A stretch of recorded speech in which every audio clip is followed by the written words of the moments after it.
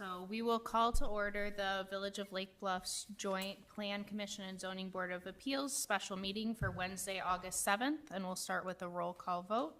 Member Danley. Here. Member Fisher. Here. Member Miller is absent. Member Russell. Here. Member Sorensen. Here. She's here remotely. Member Toll. Here. And Chair Peters is absent. In the absence of Chair Peters, a chair pro tempore will need to be established. Are there any recommendations? Aaron, I recommend Aaron Toll. I second. Okay. All in favor? Aye. Aye. All opposed? All right, motion passes.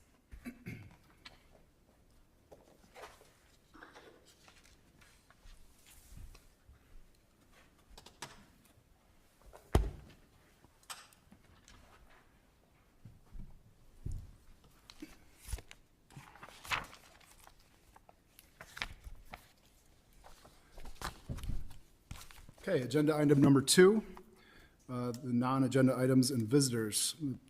The commission allocates 15 minutes during this item for individuals who would like the opportunity to address the board on any matter not listed on the agenda. Each person addressing the Joint Plan Commission and Zoning Board of Appeals is asked to limit their comments to a maximum of 3 minutes. Are there any comments on non-agenda items? Anything from the audience remotely? Do we have any audience remote? We do have one remote attendee, and their hand is not raised. If Okay. they'd like to speak, they can raise their hand, please. Okay. I guess we do need to address Member Sorensen's status. Okay. A quorum of the PCZBA is physically present at the meeting. In regards to Member Sorensen, a notice was received in accordance with village policy, and Member Sorensen will be deemed authorized to attend the meeting electronically unless a motion objecting to the member's electronic attendance is made, seconded, and approved by 2/3 of the members of the PCZBA physically present at the meeting. Are there any objections? No. Hearing none, we will deem Member Sorensen's remote attendance authorized. Moving on, agenda item number 3, excuse me, Comprehensive Land Use Plan Preliminary Recommendations Workshop. The village's consultant, Tesco Associates, Inc., will present and request feedback on their preliminary recommendation for the Comprehensive Land Use Plan update. Before we begin the presentation, I believe Member Russell would like to make a statement. Yeah, a statement and then 2 questions. I'm a little bit concerned about the proposed format. This is the first time we've seen this, what is really a rough draft of the document, preliminary rough draft. And the suggestion is that we just review the general recommendations. And there's all this other text, a lot of really informative text. Some of us may have concerns with the text. Some of us may have concerns with the graphics. And the suggestion is that we just email it in. So there's no opportunity for other members to hear what our thoughts are about some of the details. And that the way this reads, it almost sounds like we're not going to have that type of opportunity with the board to really question specific statements in the proposed document before it goes to a full public hearing. And I just worry about that process. And I just want to cite 2 examples of why I think things I've caught that I think the other board members would like to know about and think about as we move through tonight. One is on page 22 of the draft plan.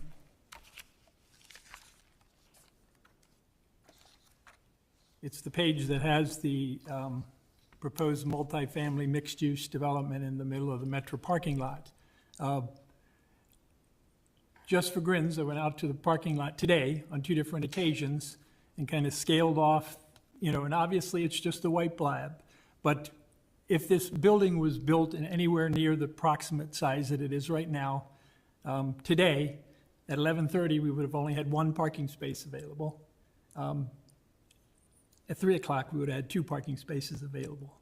And a general theme through the entire central business district discussion in this document is, let's relax parking regulations. Don't worry about it. We'll keep putting people in the metro lot. There may be a problem with that basic assumption, and it's something that's repeated over and over and over again. Another suggestion is that we don't comment on any of the graphics tonight. Some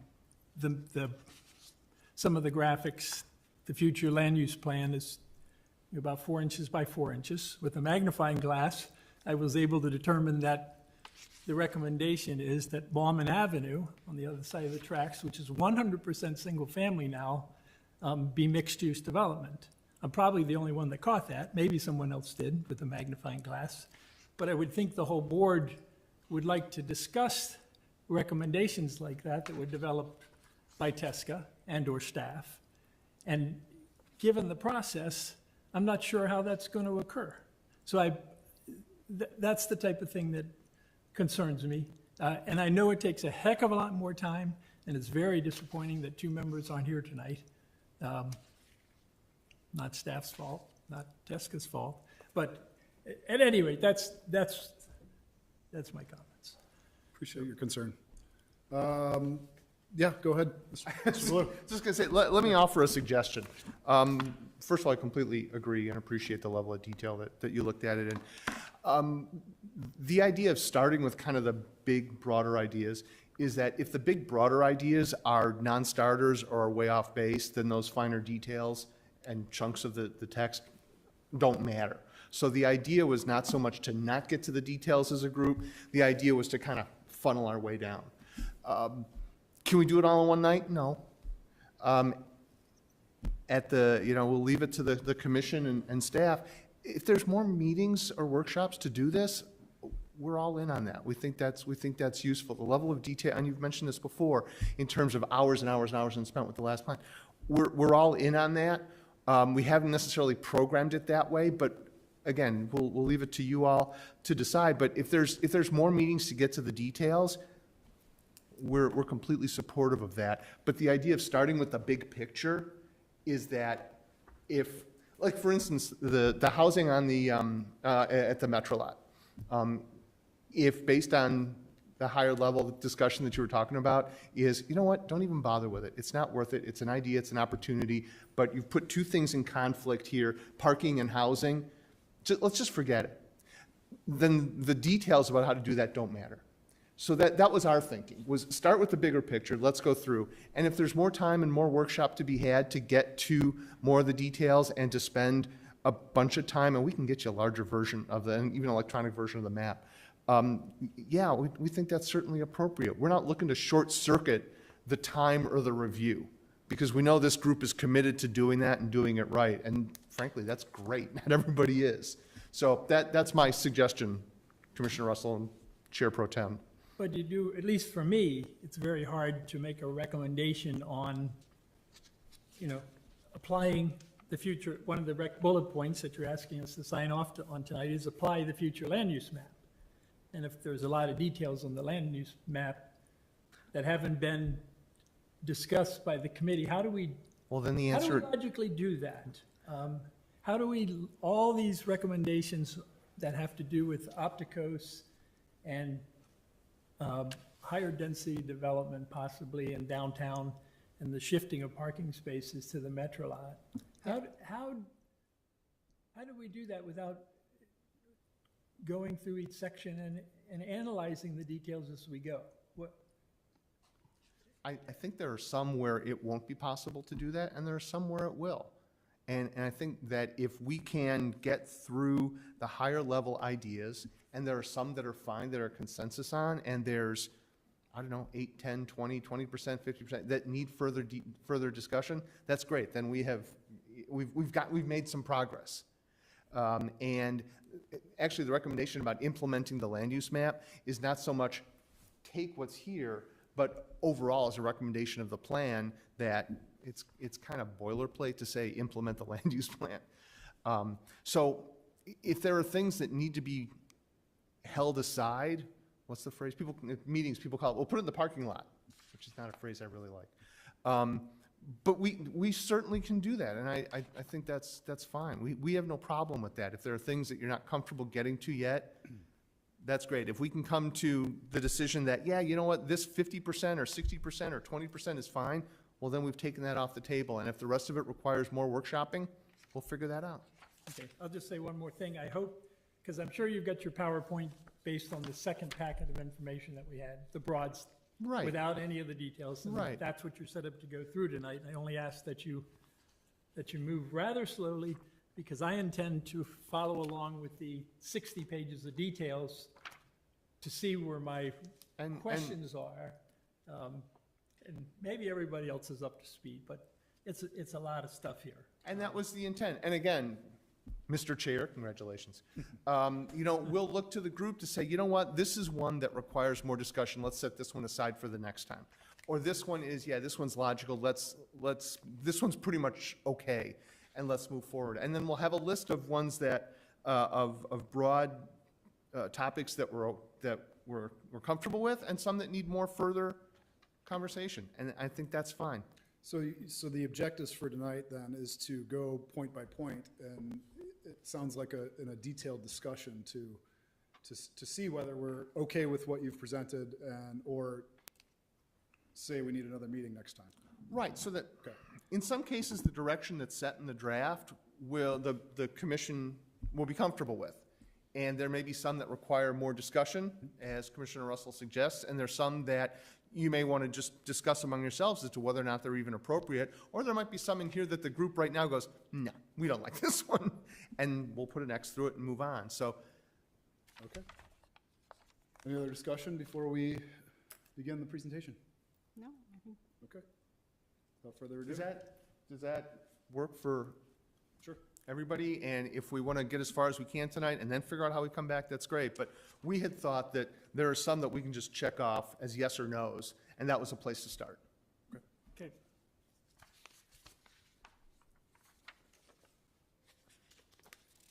There, I have my glasses. So this is almost redundant at this point, but, so the agenda is about us walking through the various sections and discussing which ones we're good to go with and which ones are not.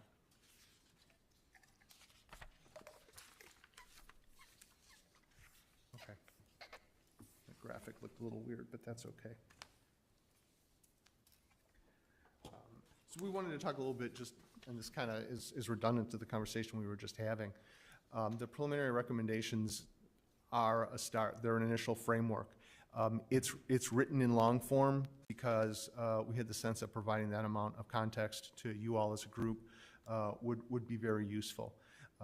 The information that you read is based on everything we've done so far, and we have tried as best we could to stick to and build on those fundamental planning goals that we workshopped here a little while ago. These are not the final recommendations, and now I'm repeating the conversation we just had. But the entire plan will include further narrative, context, graphics before it comes back to you for a public hearing. I would let you know, too, that between here and a public hearing is another community open house, an opportunity for the community to share, and a visit with the village board to let them know what's going on. And so this again goes to the idea that we were just talking about, is that we'd like to focus at this at a higher level, just kind of in the interest of being able to knock some things off the list, if you will. And so we've already talked about this, so we can move through that.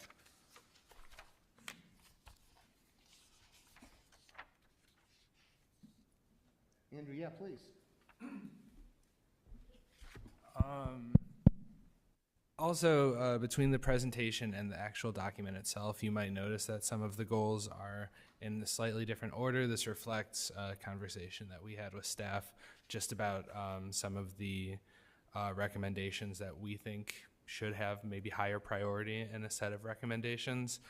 So that, is reflected in the presentation, and we would also like to hear your feedback on whether those are the most important ones to focus on, or however we should structure it.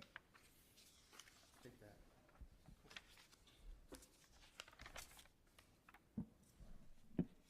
So just one point of clarification. We skipped over the first 7 pages of the long document. We're on page 8 now, land use. All of the fundamental planning goals, the main goal is in bold, but then there's a lot of text. Yeah. Is the intention that all of the light font text is also going to be in the plan? Yes. Okay. So again, that's another level of detail that we want to hear what you all think about, but we're trying to touch on the highest levels tonight. Okay. Is there So, particular text that, Yeah, that offends you, George? well, I don't know if offends is the right word, but Okay. there's things that are just, I don't think are correct. Some of them are just minor typos, and you know, most of them I can send in. I guess one of the things that I kept running across throughout the document was the cross-use of the term industrial park and business park. I'd love for that to be consistent. The word industry, you know, I don't really think it truly applies to what we call our industrial park, and I think our map, the proposed maps call it a business park. And just a general comment that I think that should be cleaned up. You're talking about the corridor area? Correct. Another term, right? Agreed. I think Lake Michigan should receive more oomph in the talking about the natural areas. We missed it in the basic first introduction to natural areas. We forgot to list Lake Michigan as an asset, so I think that needs to be in there.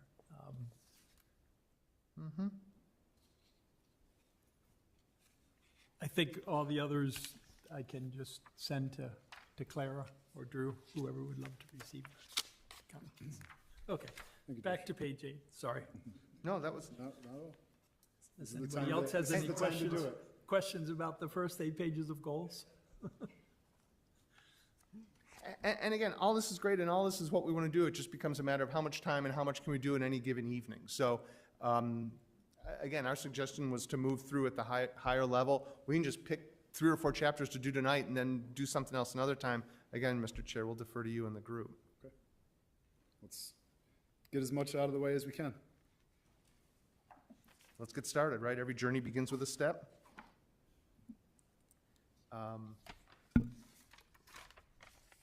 So I'll look to the group for your preference. I mean, you've all been through this, and I think we did this with the previous sections. Like,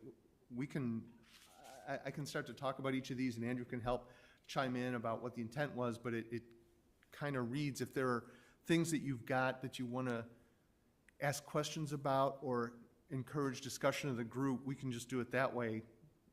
Because you know how I get, I just start talking about these things and keep going. But if there's some that you want to pick that you either consider to be sound or problematic, we can do it that way. If not, we can go one by one.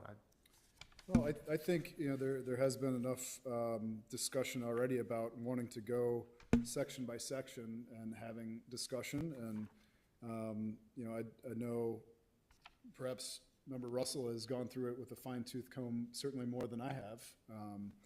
And I guess my impression of tonight was just a presentation of an overall draft of the plan, and then we would be getting, I guess, deeper into it at a later date. Well, then, in the interest of that approach, why don't I just kind of summarize each page as it comes up for each of these sections? And Andrew and I can speak to them generally, and then if there are specific things, we'll ask you all to dig in. I think that makes sense. Excellent, thank you.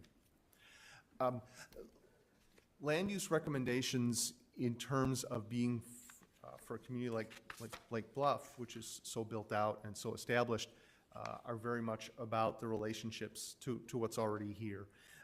The things that we have highlighted talk about reviewing the zoning ordinance, which is something that you do at a certain level anyway on a regular basis. It's the idea of being comfortable mixing uses, particularly in the western commercial area and the business park area. I think that's a good catch, thank you. And also looks to, this is the first place that we talk about encouraging this idea of gentle density, which is something that came out of Opticos's work that related to missing middle.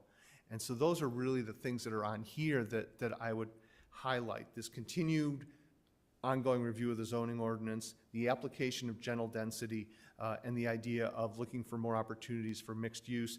There was a presentation at one of the meetings we were at where there was discussion about part of the business park area becoming residential.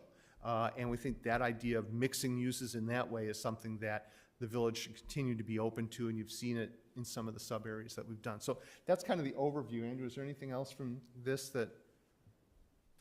So if there are generals or specifics on that, let's talk. I just have a question on the overlay district to allow for gentle density in strategic locations. So you're saying it's one district, but it could be in multiple places in the? So, yeah, yes. So it becomes the zoning tool that you use that when, in identifying areas where this is appropriate, that would be the zoning tool you would use to allow it. Right? Okay, and then through this, we're indicating that that the zoning legally has to change in those areas. Right. So, for instance, there's been a lot of talk about R5, Right. right? Is the idea to just change the entire R5 to support missing middle and to encourage gentle density? Well, no, the whole R5 might not be the right way to do that, but there might be areas of R5 where this notion is appropriate, and that's kind of the perfect use of an overlay. It's geographic rather than an entire district, which I Okay, guess is so also then geography. we had also talked, I think, at some other areas in the village that maybe are quite not dense right now and maybe allowing, and maybe it would be through PUDs or whatever, or ADUs, sorry. That requires a different district? I'm just trying to get my head around this. Or that's a similar overlay? No, it's different, right? So, and. So it's not one district? It's not one district. There are different areas where, the sub-areas are really going to go into this a little further. There are sub-areas where the planned unit development would be the tool for development of those larger areas. There's one of them in particular, the property that the village owns at 10 acres, where we've kind of got a little bit of both. It's a larger property. Right. It talks about the mix of uses. It talks about the gentle density and the missing middle stuff, but that could probably just be done as the planned development. You might not need it. Right. Okay. Okay, thank you.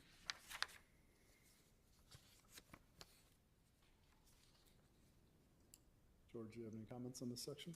Well, I think you're- I guess I hope that the third bullet point there changes before we finally approve it, so that it's a little bit, adds a little more clarity as to where you're hoping to apply gentle density. There was one, I think most of the initial discussion where we introduced this gentle density in this document focuses on the R5, but then there was a spot, and I can't find it right now, we'll find it when we get to it, where it made a comment about, well, maybe we should do this for R4. One real quick comment somewhere in here, and that's, Well, and I want to know, and, you know, once again, Opticos, right now, the recommendation that I saw for R5 says no minimum lot size, no FAR. It's hard to be a plan commissioner and go out and talk to residents and say, I recommend this, when the existing recommendations are pretty severe in terms of the relaxation of rules to build. and keep in mind, And so that's where my concern is. keep in mind, as I was just I don't want to sign off on something ahead of time before we agree on what Opticos, what their recommendations are going to be.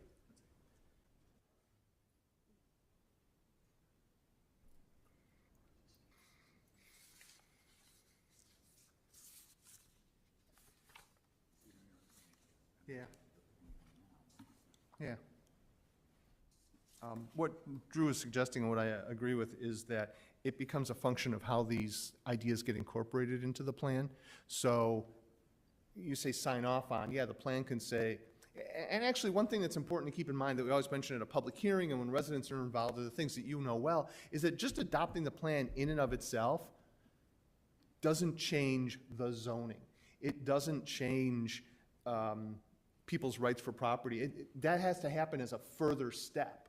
So one could think of these, and we could even write it this way, so that it's about study further applying the overlay, right? So in fact, we're just doing this in another plan I was working on the other day, is we've identified areas to increase height by right. The plan doesn't do that. No matter how strong the recommendation is, the plan doesn't do it. It takes a change in the zoning ordinance, which you all know is a public hearing and residents and notice and all that sort of thing. So the ideas that are in here, I would disagree a little bit. You're not signing off on something. You're saying that these are policies worth further consideration.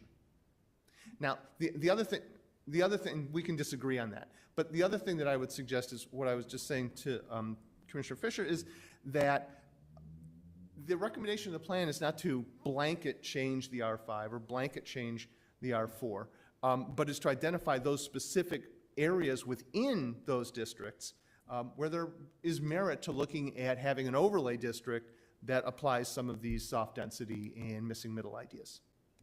Okay, but you do understand as well as anyone that the language in an adopted comprehensive plan can be used as arguments for why zoning should or should not be changed. And I lived through I've had it the put up first against my Stonebridge thing where one line in the comprehensive plan, the two different legal teams went at it. So it is important.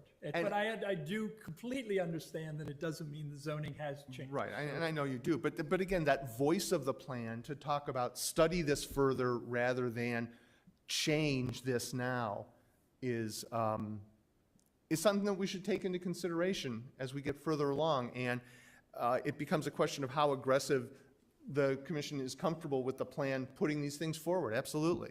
But don't you think that word like gentle, what is Density. gentle density is rather fearful for people that don't want a change to happen on their block. So I don't know, it denotes to me sort of a negativity that I think we can have a better term or, but gentle density, I just don't think those two words work together. We do have Anne raising her hand Good. on the call, as well as a member of the public. I'm not sure how we want to do. Well, we certainly wouldn't want to wait until the end of the presentation for public comment.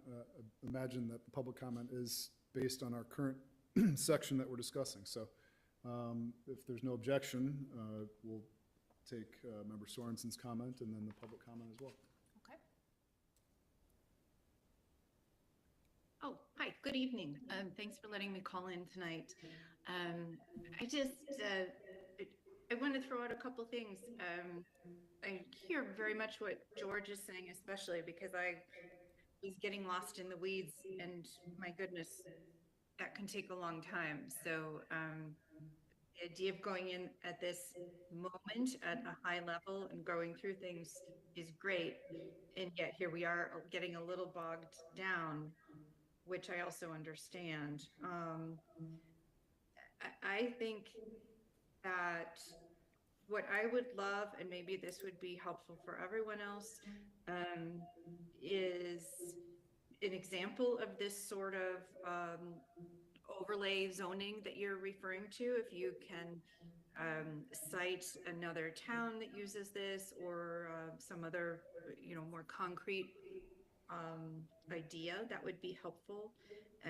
I do think that keeping our options open for the future is important, to be able to embrace opportunities that come along.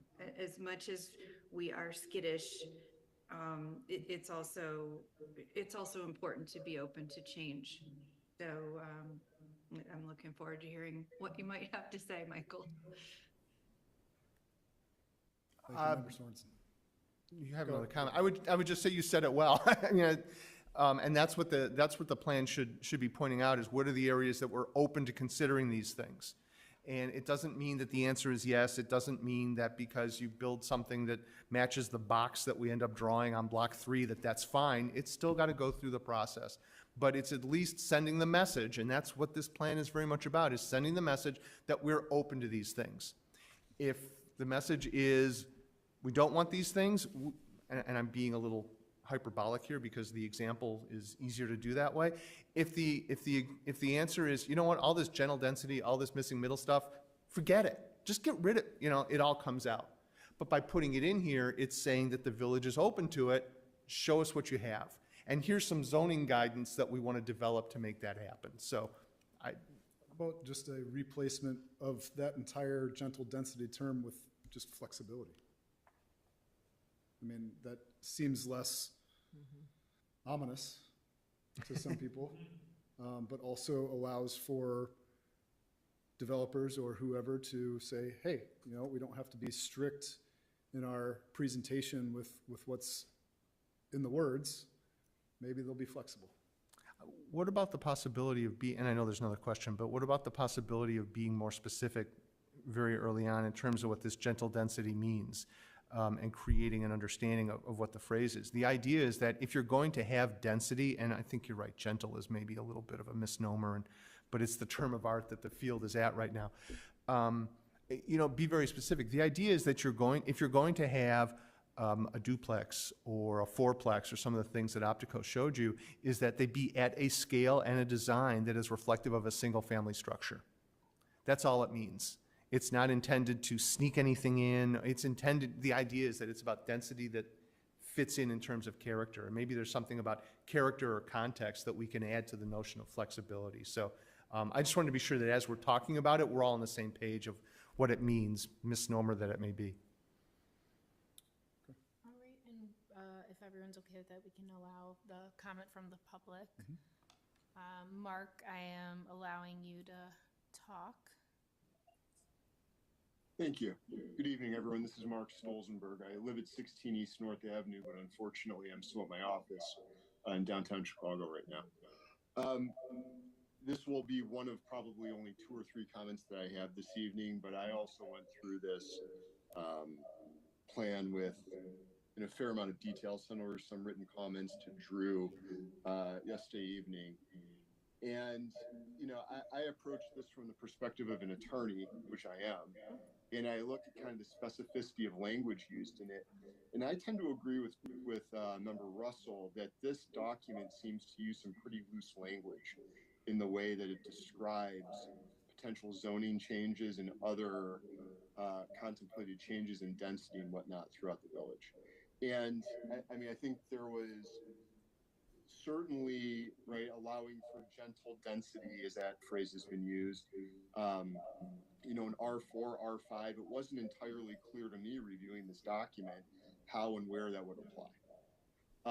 There was also a statement about, you know, application of the planned mixed-use development zoning code provision that said it applied to R5, which I don't think is correct, right? I think there has to be an anchor lot in the CBD for the PMD to apply right now. So, I mean, I think as someone who lives in R5 and is interested in the way that the village is going to go on this, I think more specificity and more precise language is really necessary, because also, as Member Russell said, you know, certainly a comprehensive plan evinces a government body's intent with regard to zoning, and that can be used later on in litigation, whether by developers, the village, or individuals in the public who may have an interest in such litigation.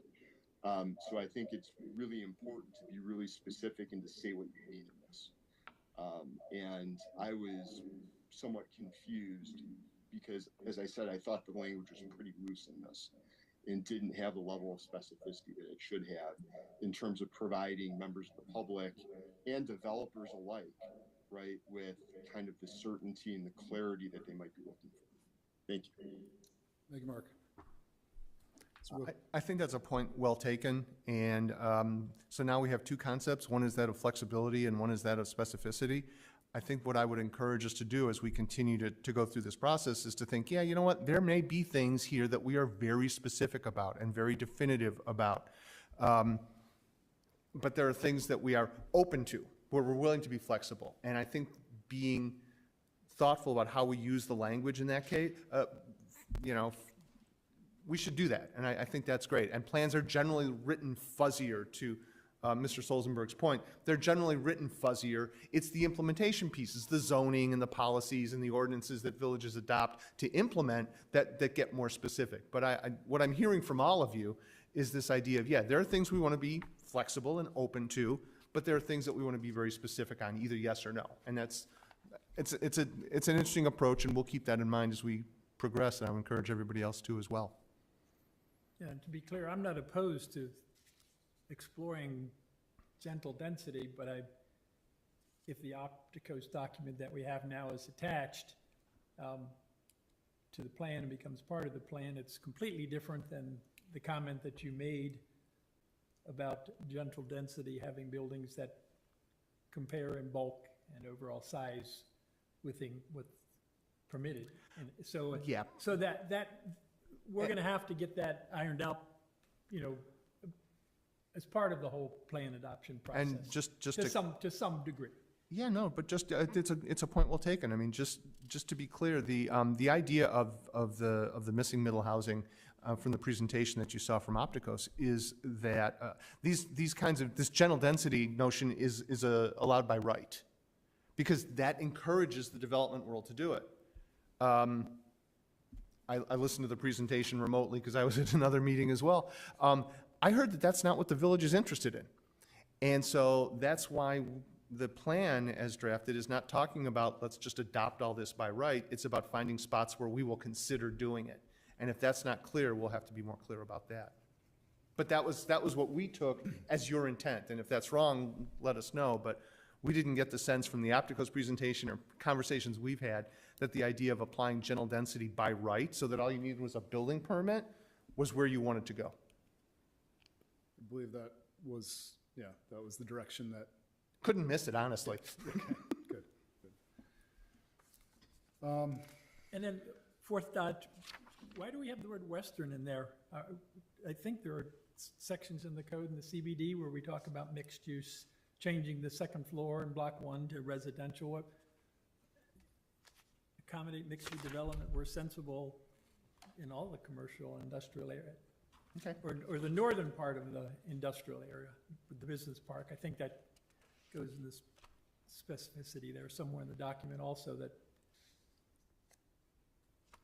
I think why this was called out like it is am I correct if I'm wrong, this deals with like really the north side of 176, in areas where it has not been historically considered mixed use. There's some graphics in there that show that.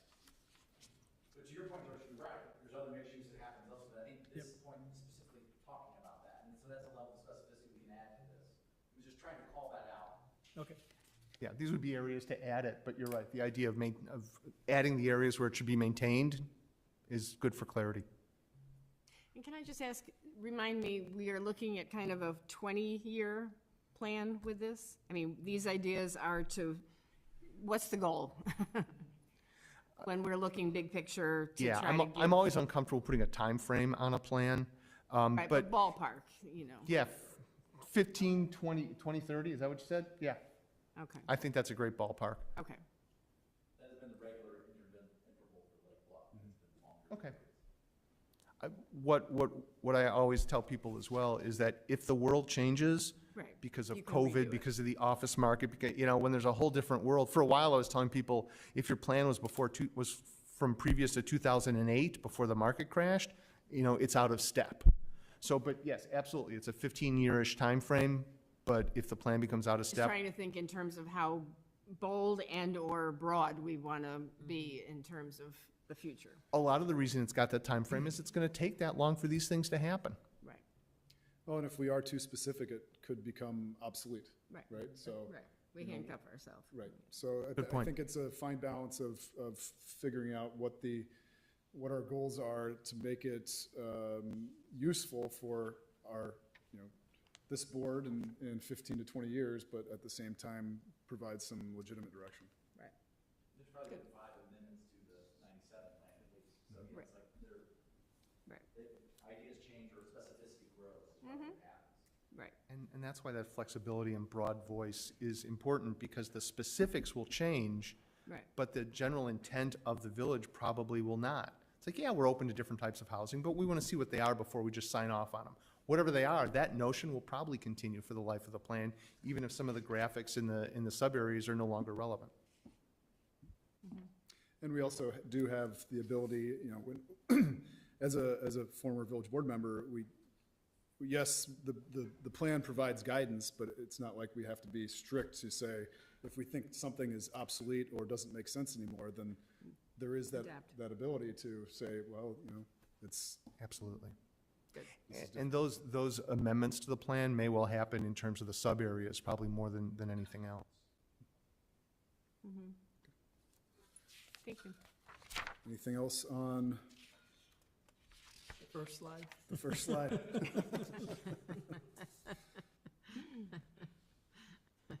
Technically, it's slide 7, but point taken. And before we get to this, I would like a larger version of this, if possible, before we can even make a recommendation on it. As Member Russell mentioned, it was a bit hard to really get into the nitty-gritty on it, and I think we should be able to do that before we. We will print out and send up a bunch of 11 by 17s for you. Perfect. Yeah, in the meantime, if anyone does want to look them up online, we do have that available as well. Okay. Do one but we can get poster and those everybody can printed. kind of come by. Go ahead. Yeah, just kind of touching on the future land use map. This idea we put forth is just to kind of convey general, larger ideas, largely about mixed use along 176, specifically the northern part that may or may not be annexed at some point in the next 20 to 30 years. So yeah, we absolutely welcome all of your comments on what fits, what doesn't, and we'd love to eventually make this as specific as possible. But just know that we're completely open to whatever changes the commission sees fit. Thank you. So since I did raise the point about Malman Avenue, what was the thinking for a street that's completely single-family and have the only street in the North Terrace, and then exclude the northerly 3 houses on the west side of the road? And you can only tell that by looking at them with magnifying glass. Or is that a mistake? So the thinking there is, and perhaps it's not noted correctly, or perhaps this may be an older image. Our thought there was residential mix, kind of what we were talking about earlier with gentle density, just being open to the fact of having a duplex or a triplex, or not too many plexes, but along that road, along Malman Avenue. I apologize if it came off as like mixed use. We're not intending to do that for that, but we believe that road street could support slightly higher levels of density given its proximity to the metro station. So this would not be an overlay district. This would actually be a residential mix district. Is that what's been proposed? The implementation isn't spelled out yet. We're about as far as, are we in agreement with the idea? If we're in agreement with the idea, there's a couple of ways to do it from a zoning standpoint. Again, not that we would change the zoning, but we would make some suggestions about the zoning. Off the top of our head, what we had thought is you'd either amend the PUD to allow something like this to happen there, or you'd apply that zoning overlay that we were talking about. But we haven't picked yet. We're still kind of at the level. And Andrew, and I'm making myself notes here, we may want to think in terms of creating a mixed residential density district so that we're not giving the impression that this mix of uses is really what we're looking for. Yeah. We may need So an interim residential. Mix, so you're saying the residential mix would just be I guess specifically that would be purely residential, but perhaps a mix of single family and duplex. Precisely. does have her But hand raised. not, probably not anything more than that, I would imagine, Correct. at least in that particular space. Member Sorensen? Oh, hi. Yeah, I just was thinking, the sort of general, where am I going with this? The general image that comes to mind when talking about this slightly increased density along transit lines would be, like some of the more recent developments in Wilmette. I think Highland Park has that, probably going into western suburbs as well. Is that correct? Absolutely. Okay. I- Thanks. Yeah, even though transit isn't what it was a few years ago, the notion of increasing density forever, how much it's going to be increased, even if it's a little bit, is that on transit lines or in close proximity, to be able to walk to activities like the shopping areas is a pretty fundamental application of density.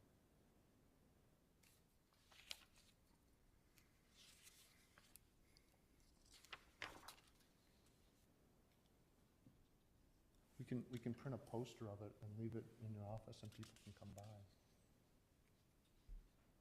All right, so we'll get you bigger versions of this and have more of this discussion, because this is very useful. Thank you.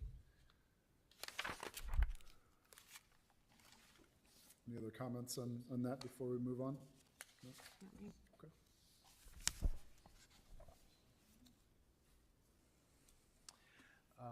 The areas where we do zoom in on the land use maps is some of these sub-areas, so this will be a little easier to talk about. The kind of key concepts that relate to this overall area is the idea of annexing to the extent possible and where the opportunity arises. For no other reason than it just gives the village more control. And it's an area that has been an issue for a long time, for a lot of reasons, and having control over it is important. Control primarily means code enforcement, quite honestly, but also zoning control in terms of future development. In terms of that future development, the notion is also in here that, and the graphic that's coming up next shows this a little bit, but is to think of it as a unified development. When looking at development, particularly redevelopment, bigger is better, because if you have a larger site, you have more flexibility in terms of being able to meet parking requirements and all these different kinds of standards that are related to development. So trying to encourage, and this is about working with property owners, but trying to encourage that to happen larger is certainly important. The streetscape notion, again, goes to character. This is in many ways a gateway to the village, so this should look the part, if you will. And then to the extent that redevelopment is a possibility, that's something that also modernized, potential to create greater revenue from both sales tax and property taxes is a notion that's advanced in here. And then we can either talk about these, but maybe it's easier done with the next couple of graphics, which show some of these ideas in a little bit of detail. Sorry, just a couple quick comments Oh, on the perfect. slide. I would think we'd want to recommend in the comp plan that the streetscape in the entire 176 and 41 commercial corridors, I'm assuming there's actually 2 corridors, that, because the 41 corridor north of 176 is atrocious, even more so than the streetscape along 176. I don't know why we wouldn't want to make that recommendation. And then I thought the third, I understand the concept of trying to recommend unified development of a certain area, but that quadrant east of 41 and north of 176, if you look on your graphic, wherever you depict that, that's a pretty huge area, and it's actually 3 distinct areas. So I thought that was, overly aggressive. That one. To even think that all 3 of those, there's numerous property owners just in that one block where the hotel is marked. To pull that in as one unified development would be a fantastic coup, but it just seems overly optimistic. Maybe change the recommendation to unified development in the 3 different quadrants of the northeast corner, as a more realistic goal. To think that we could get 30 property owners to agree at the same time is, or whatever that number is, maybe it's How 25. hard could that be? Maybe you can pull it off, or Drew can. Drew could, I couldn't. Anyway, I thought that was, You know, That was a the little other thing that optimistic. maybe we should speak to here, and it's an excellent point, I agree with you completely. And the thing that the graphic tries to explain is that when this is finished, like we said, over the course of 15 or more years, when this is finished, that the end result is of a unified development, that there are pedestrian and traffic connections, that there are cross-access easements if there are different property owners and that sort of thing. So, yeah, the grand slam here is for somebody to put together all 27 of those properties, or how many ever there are, and do a single development. But maybe what we need to be clearer on in the text and the plan is that if these areas redevelop in pieces, they should redevelop with an understanding that there may be more redevelopment, and leave the potential for there to be connections, again, both in trails and unified vision, thank you. Not unified. Development, but a unified division. Vision. Listen, that could be a home run. You're right. In a perfect world. especially that area. Yeah, yeah. Drew, is there anything incentivizing that the village can offer when you've got that many players and such? Water?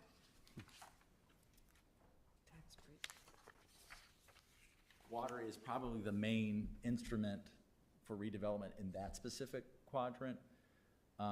Where it says multifamily residential right now, that's that kind of building, it's like 2 buildings put together, that's 3 stories, that, I think that is, they're on a well, that particular so That's what I I think, thought. and you remember on the, if you're looking at the far left of the drawing, which is the far north of the site, that was the site that they were kicking around the idea of doing an ice rink there, the idea that, water will likely be the instrument, and the village could do things to waive tap-in fees or do other things, or always is in that universe of tools as other incentives depending on the user, right? The idea if that maybe there's a flex tech that creates sales tax or something, it's a sales tax. So there's different tools and tactics to be used, yes. So is all of that in need of water, or no? I don't know off the top of my head. We've got a main that runs along generally across right west of the railroad tracks going up there. It's a dead-end line. And then we'd want to loop it somewhere in and around there, and there may be some comment about that ultimately. And George, I'm sure you have thoughts on that. I think all the purple is currently served with our water, unless we're up. Yeah, I'm pretty sure.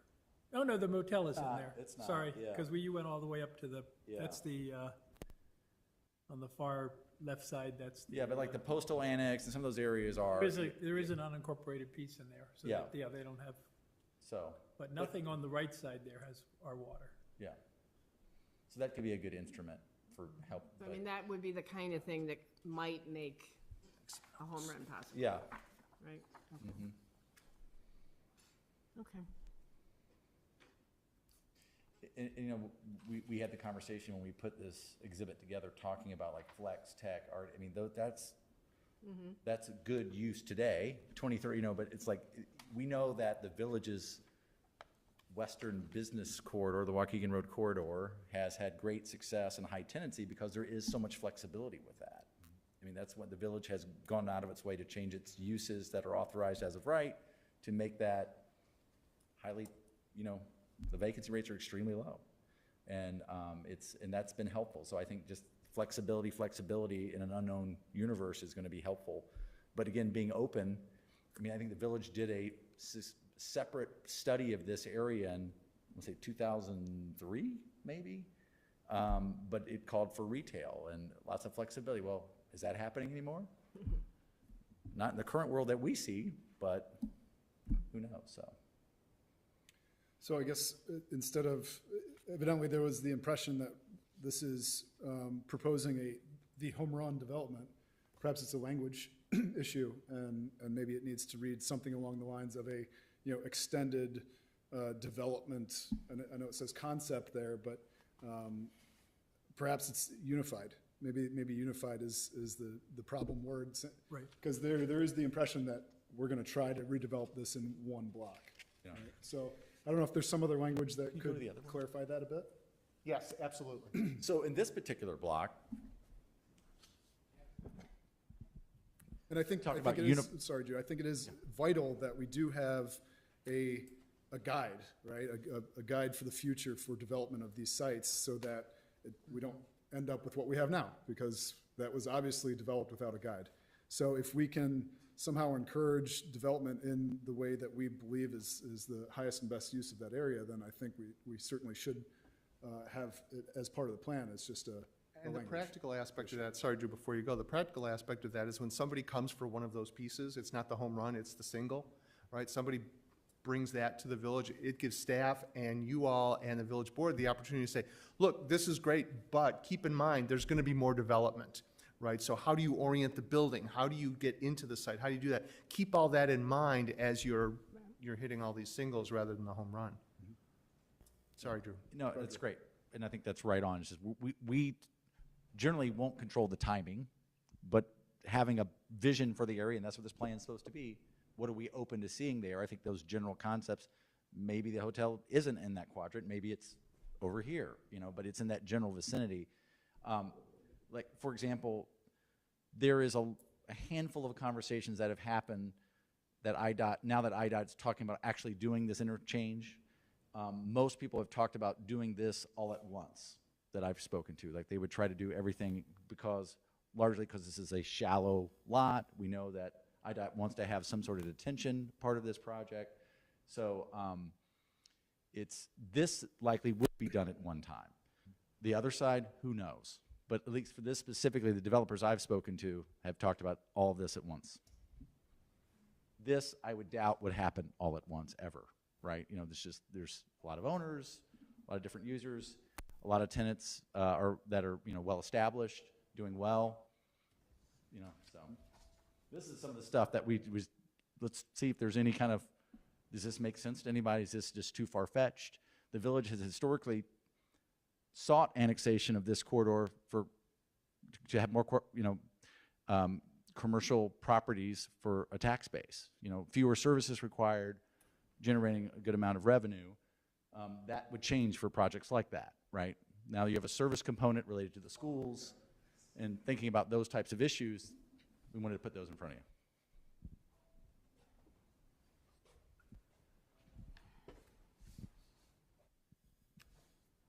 And I think that just, in general, that's a great change in tone and voice for it that we certainly agree with, and when we do the next version of this, we'll pick that up.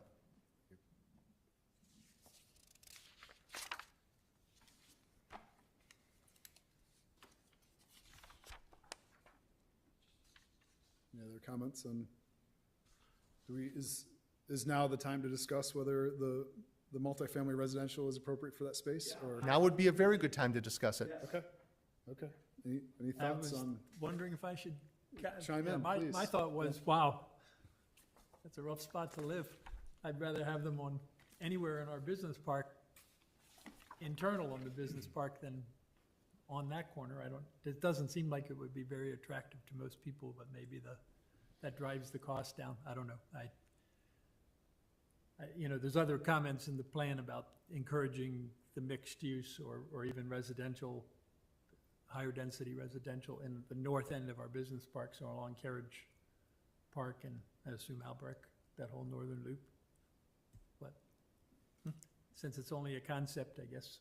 But it did surprise me to see residential, especially right on that corner of Green Bay, when it's going to be widened with turn lanes, and I think it's going to be like an 8-lane cross-section there, if I'm not mistaken, if IDOT builds the darn thing. But inside the Shagbark loop, that makes more sense? Oh, down at that end? Yeah. Yeah, just away from that, yeah, they've got That hard a corner. pond, they've got some open space. That was my thought. I don't know. Yeah, and I would say maybe even both of those buildings on the Shagbark might be appropriate for multifamily residential, as opposed to mixed use. I mean, that might, if there was some commercial or retail there that I feel like would would create additional traffic issues. But, I think I kind of agree with George in the multifamily down at the corner of Waukegan and 176. I mean, I just never even envisioned that being a use for that space. Right. And I think the value would be probably higher because then would make sense for mixed use because it's a hard corner and usually that's retail or gas station or drugstore or something like that in my little vision or something. Having said that, I mean, I certainly would entertain what it would look like, right? I was just going to say, if somebody came to you and said, we'd like to do these two buildings, would the answer be, oh no, that's a terrible idea? Or would it be, show us what you got, we'll think about it? Sure. And that's what this is saying. It's not saying that that's what it has to be or that's the only thing that can happen here. It's saying, if you got an idea, show us. I just don't want, developers or residents or anybody thinking that this is what we're pushing for in that space. That's all. I know, and it's fine balance. It absolutely is. Yes. Based off that general consensus, Mike, would it make sense to take it off there and maybe be softer? Maybe it's mixed use or something softer than in that area, but maybe more to the shack bar corner. You can go first. I think perhaps what this graphic could use is just some sort of call out talking about the objectives of the development, because probably no multifamily residential at that corner, but there are a few components that I think could be transferred to a commercial structure, one of which is making a gateway, some sort of way to say you've arrived in Lake Bluff when you're heading east on 176. A few other things are reducing curb cuts so that's more pleasant for pedestrians and having internal means of circulation, which are things that can be called out, and we can be a lot more specific on, that corner could also be more commercial. If someone has some restaurants they want to put there, that's great, and they want to include some green space like what's included there, that's great. So what do you think of that, Michael? I think that's fine. I want to say a word about mixed use. Mixed use is another one of these planning terms that just gets tossed around a lot. It's not quite as fuzzy as gentle density. But mixed use is a term that people will often use when they're talking about, it's that thing that we see where there's commercial on the first floor and then the second and third floor are either offices or residential.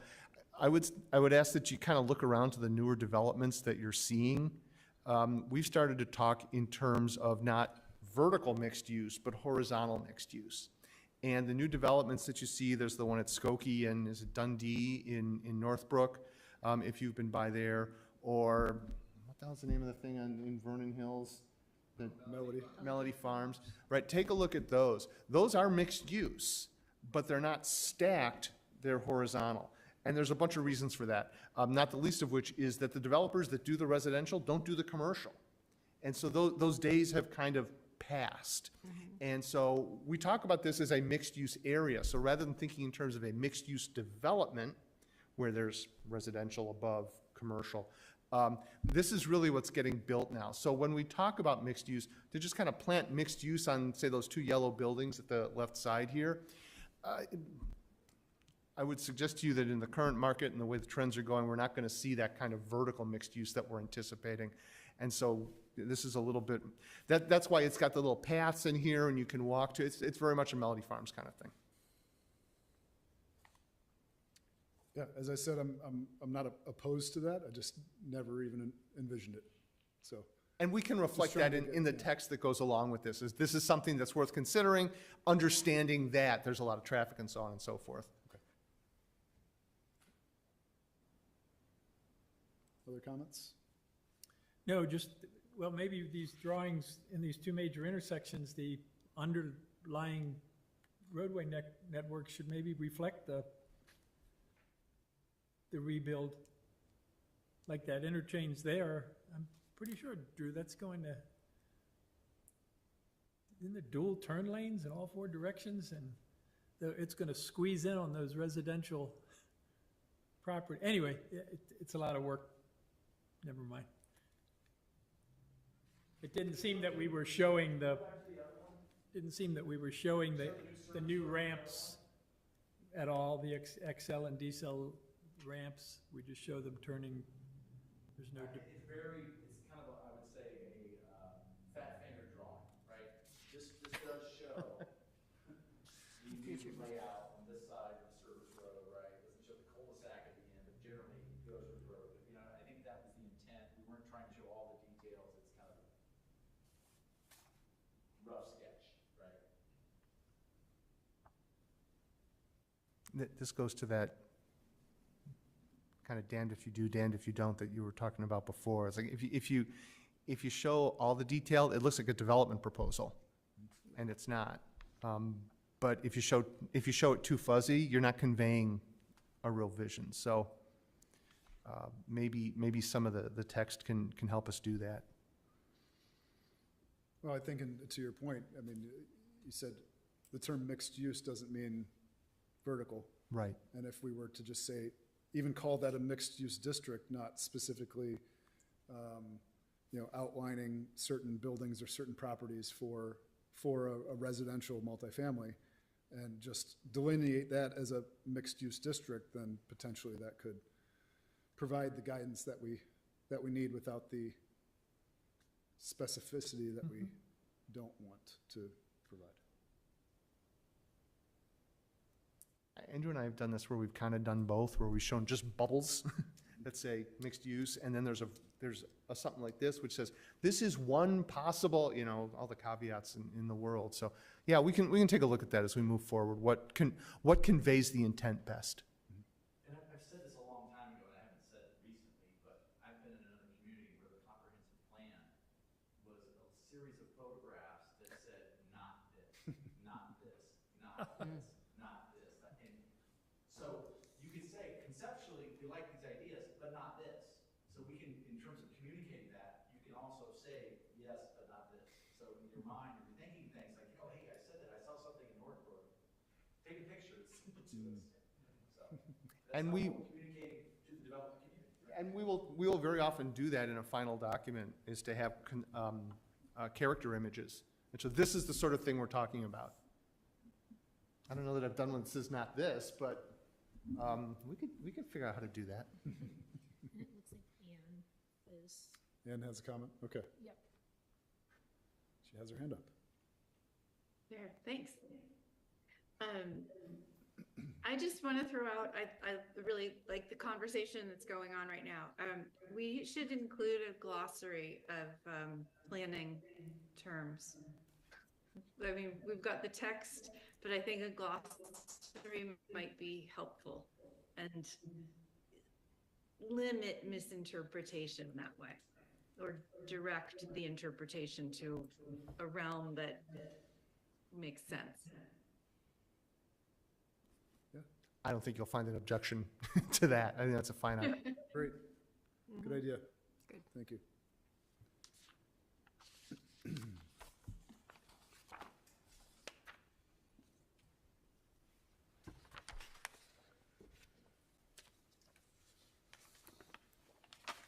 Moving on. Yeah. Okay. George? Yep. Anything else? Okay.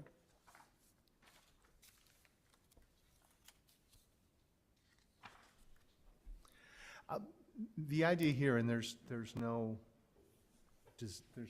little designs, something I said? There's no design sketch here because it's a more straightforward approach. And I'll let Andrew speak to some of these ideas too, but what we've kind of focused on here are more about implementation concepts, that to the extent something is going to happen here, the ideas in the text in here, talk about sidewalks and open spaces and that sort of thing when the village may see something. I don't know if you had more detail on that that's helpful, Andrew, but please. Yeah, sure. So yeah, 800 Green Bay Road, the Quigley Estate.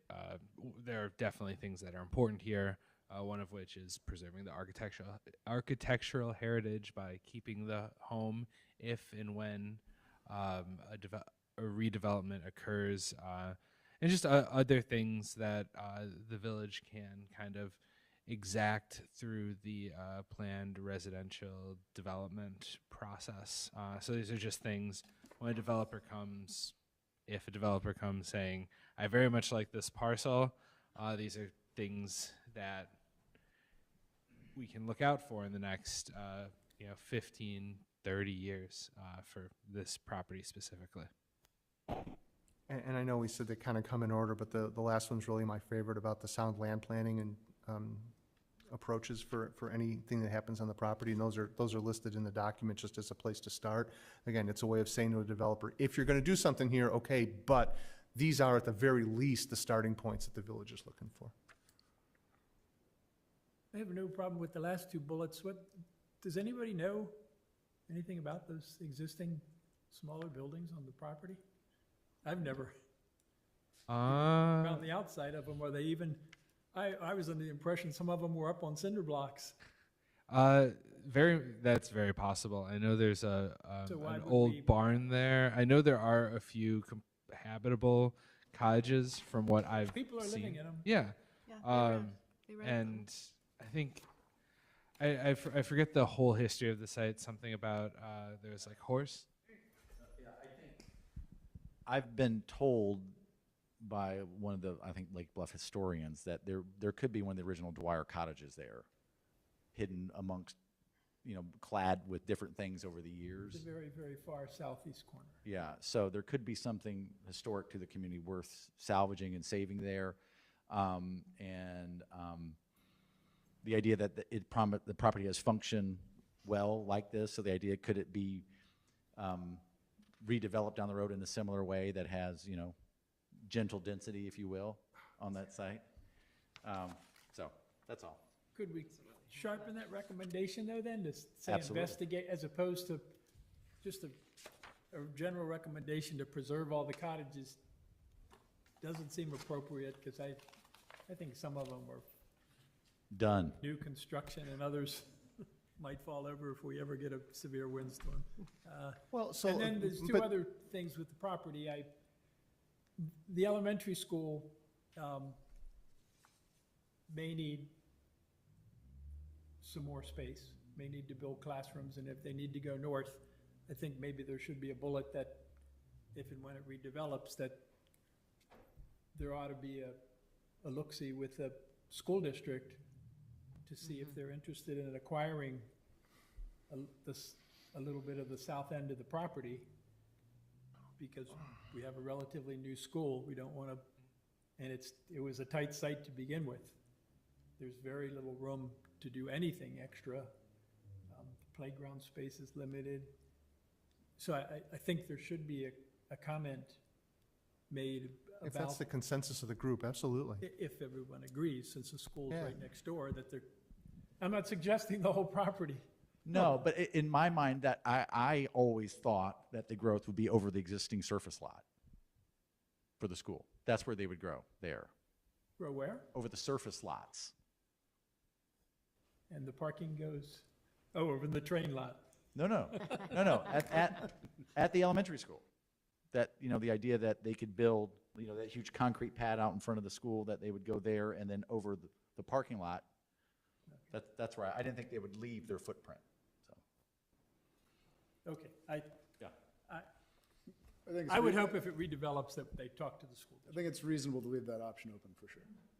And then the other thing is, there's a line in here, not on this, but about considering having one of the access points to the new 16 acres through the East School Elementary parking lot. That has to go. To direct traffic from a subdivision through the school parking lot is a bad idea. That's just a bad idea, Okay. in my opinion. I wanted to go back to the first point and just to ask a question. There's a difference between preserving and reusing, and, I'm hearing that maybe there's concern that you can't reuse them or you wouldn't, but is there interest in, if you can't preserve these buildings and reuse them because some of them might be too far. Is that the character that we want to see continue to be on the site? Do we want to preserve the character of those? If somebody, like I've seen developments where they take buildings like this down, but they replace them of the same similar scale and size and architectural. Is that an alternative, or are we really looking to preserve what's there is kind of the question. I mean, we've got it more as a preserve and reuse, but I don't know enough about them. Yeah, I don't know enough about what is there to know. well, then this is kind of a common approach in plans is to shoot high and let somebody come back to you and say, we've looked at them, there's no way you can do it. And then the answer is then about preserving the character that's there. I think we, as a village, have a goal of preserving our Preserve. historical buildings in general, no matter what lot or development it is. And so having that as a goal, I think, as a stated goal, is important, but also pragmatically, we understand that's not always possible. So, And that's the idea, is to have this way so that the goal is clearly preserve this unless you show us that it absolutely can't, and then we'll talk. Okay, excellent. And then, I mean, just a general comment about the detailed language, I'll mark it up and send it in, but there's a comment about, no other estates along Green Bay Road.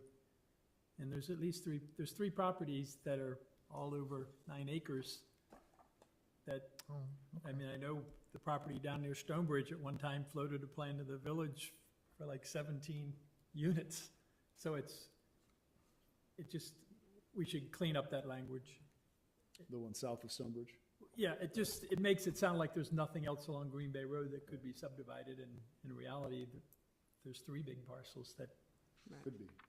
could be, just a cleanup type of thing. Yeah, no, it's a good catch, thank you.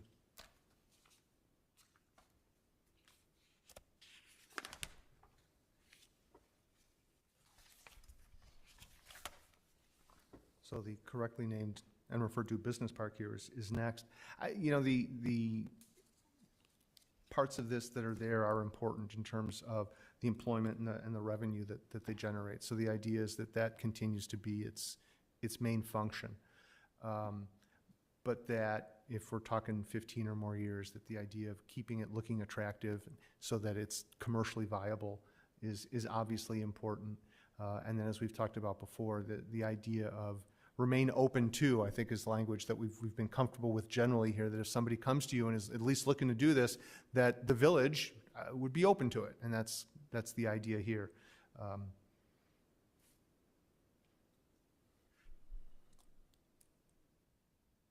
And would this be an area that people would say, but not this? Do we care? Every area is open to that, including this. Right. I mean, if we know we don't want X, would this be one area that we might know it more clearly or something? I don't know. And are you considering putting that in the language of the plan as well?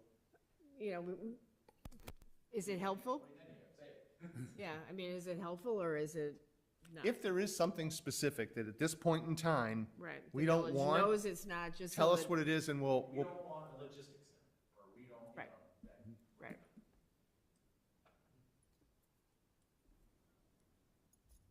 Knowing that Make a this is list and we'll agree with you, Deb. knowing that this is a 20 to 30 year plan. Right, Yeah, I was that's going to say, and thank you. Good point. Usually we don't, like I said, I've never seen the not this, but that's why we talk about, like the previous one talked about, follow these principles of good planning. We usually talk about, these are the things we're trying to accomplish. And then what, in theory, happens is somebody comes with something that you don't want, but it's not on the not this list, but it's in conflict with the rules of good planning list. The thing that I'm a little concerned about with not this lists is that if something comes with something that you don't want that's not on the not this list, then you've said, oh, well, you didn't tell us we couldn't do this, so obviously we can. So, not a big, a lot of zoning ordinances that I work on have got prohibited use lists, and we take those out because somebody can come to you and say, I'm not on the prohibited list, you have to let me do this, which is specious to say the least, but that's the argument that you then have. Right. I was, I always like to reserve the right to say no. And that's what I would like the plan to give you, kind of where it talks about rules of good planning and land use in relationship to other properties. That's why you say no to something that's on the no list, rather than having a very specific no list, that there's no way it can be comprehensive to all the things we don't want to see here. Got it.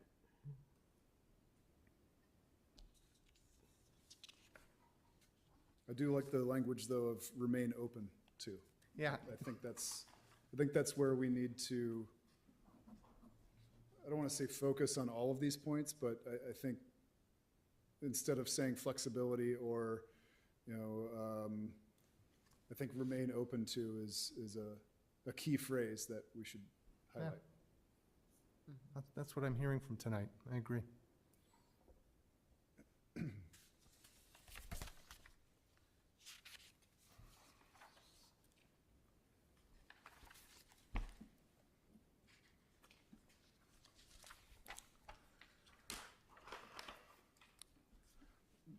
There's not a lot of things listed here, and the write-up is not really long, but obviously the central business district is a key area, and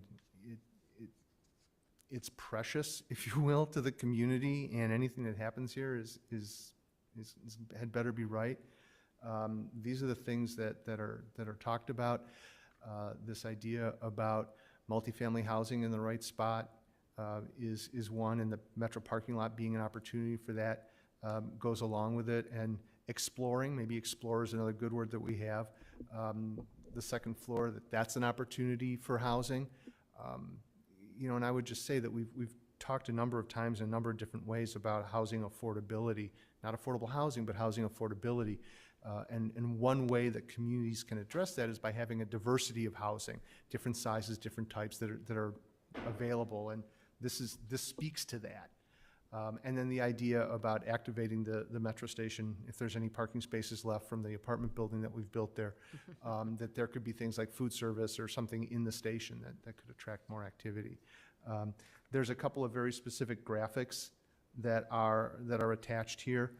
They're on the following slides, but generally their intent is to show the option that Commissioner Russell already mentioned about the metro lot, which we hear and are very much want to hear what you have to say.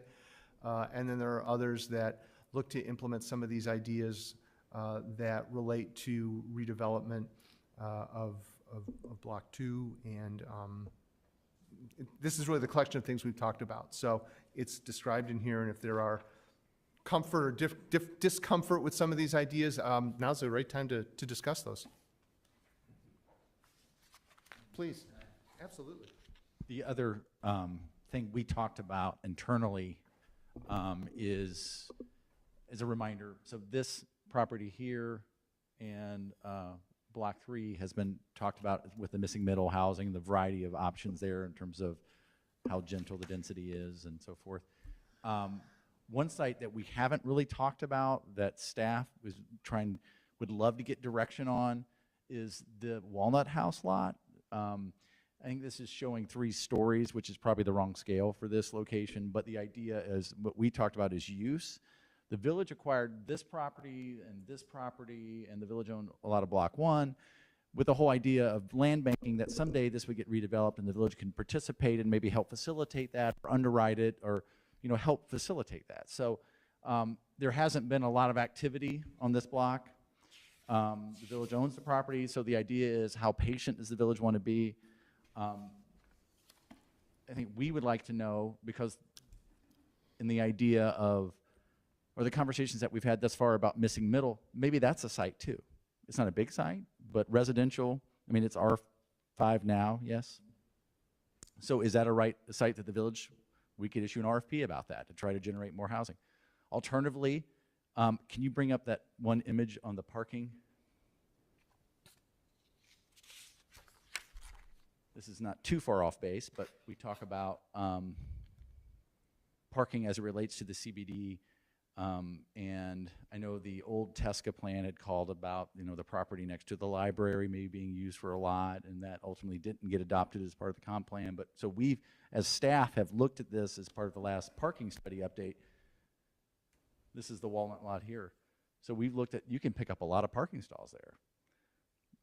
that's an opportunity, but the village's current plan doesn't call for that. But that's another use. Is that the highest and best use of the property? Maybe, maybe not. But, so I just want to say, you know, being open to, what does that look like, but also what's a no? Because, you know, it's a lovely stand of oaks there now, but, you know, God forbid, there's some oak beetle comes and, you know, maybe that changes the layout. But is that a good location? And we had that conversation with our planners, and we said, what's the right use in your mind, just coming it from your overview and experience and knowledge? And your answer was? Residential. Residential. But maybe it could be institutional as well. You know, the idea that how long is there going to be a post office here? I don't know. You know, maybe that disappears in the next 20 years. So it's on the edge of the CBD. It's in R5. So, so that's when from a staff perspective, we're very curious about what you see for that. You don't have to answer it tonight, but I certainly wanted to open that up and say, what's the right use for that? Yeah.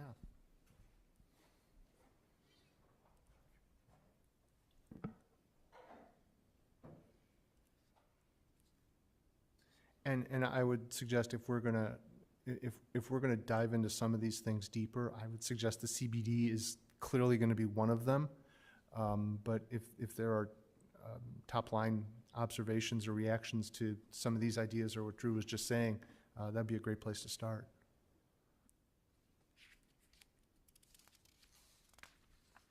If you're looking for feedback, I'm open to a lot of different uses on that lot, and as long as it's done at a scale that's compatible and reflective of the fact that there are single family right next door to the east, and single family across the street, although there is a two-family, I think, also right across the street.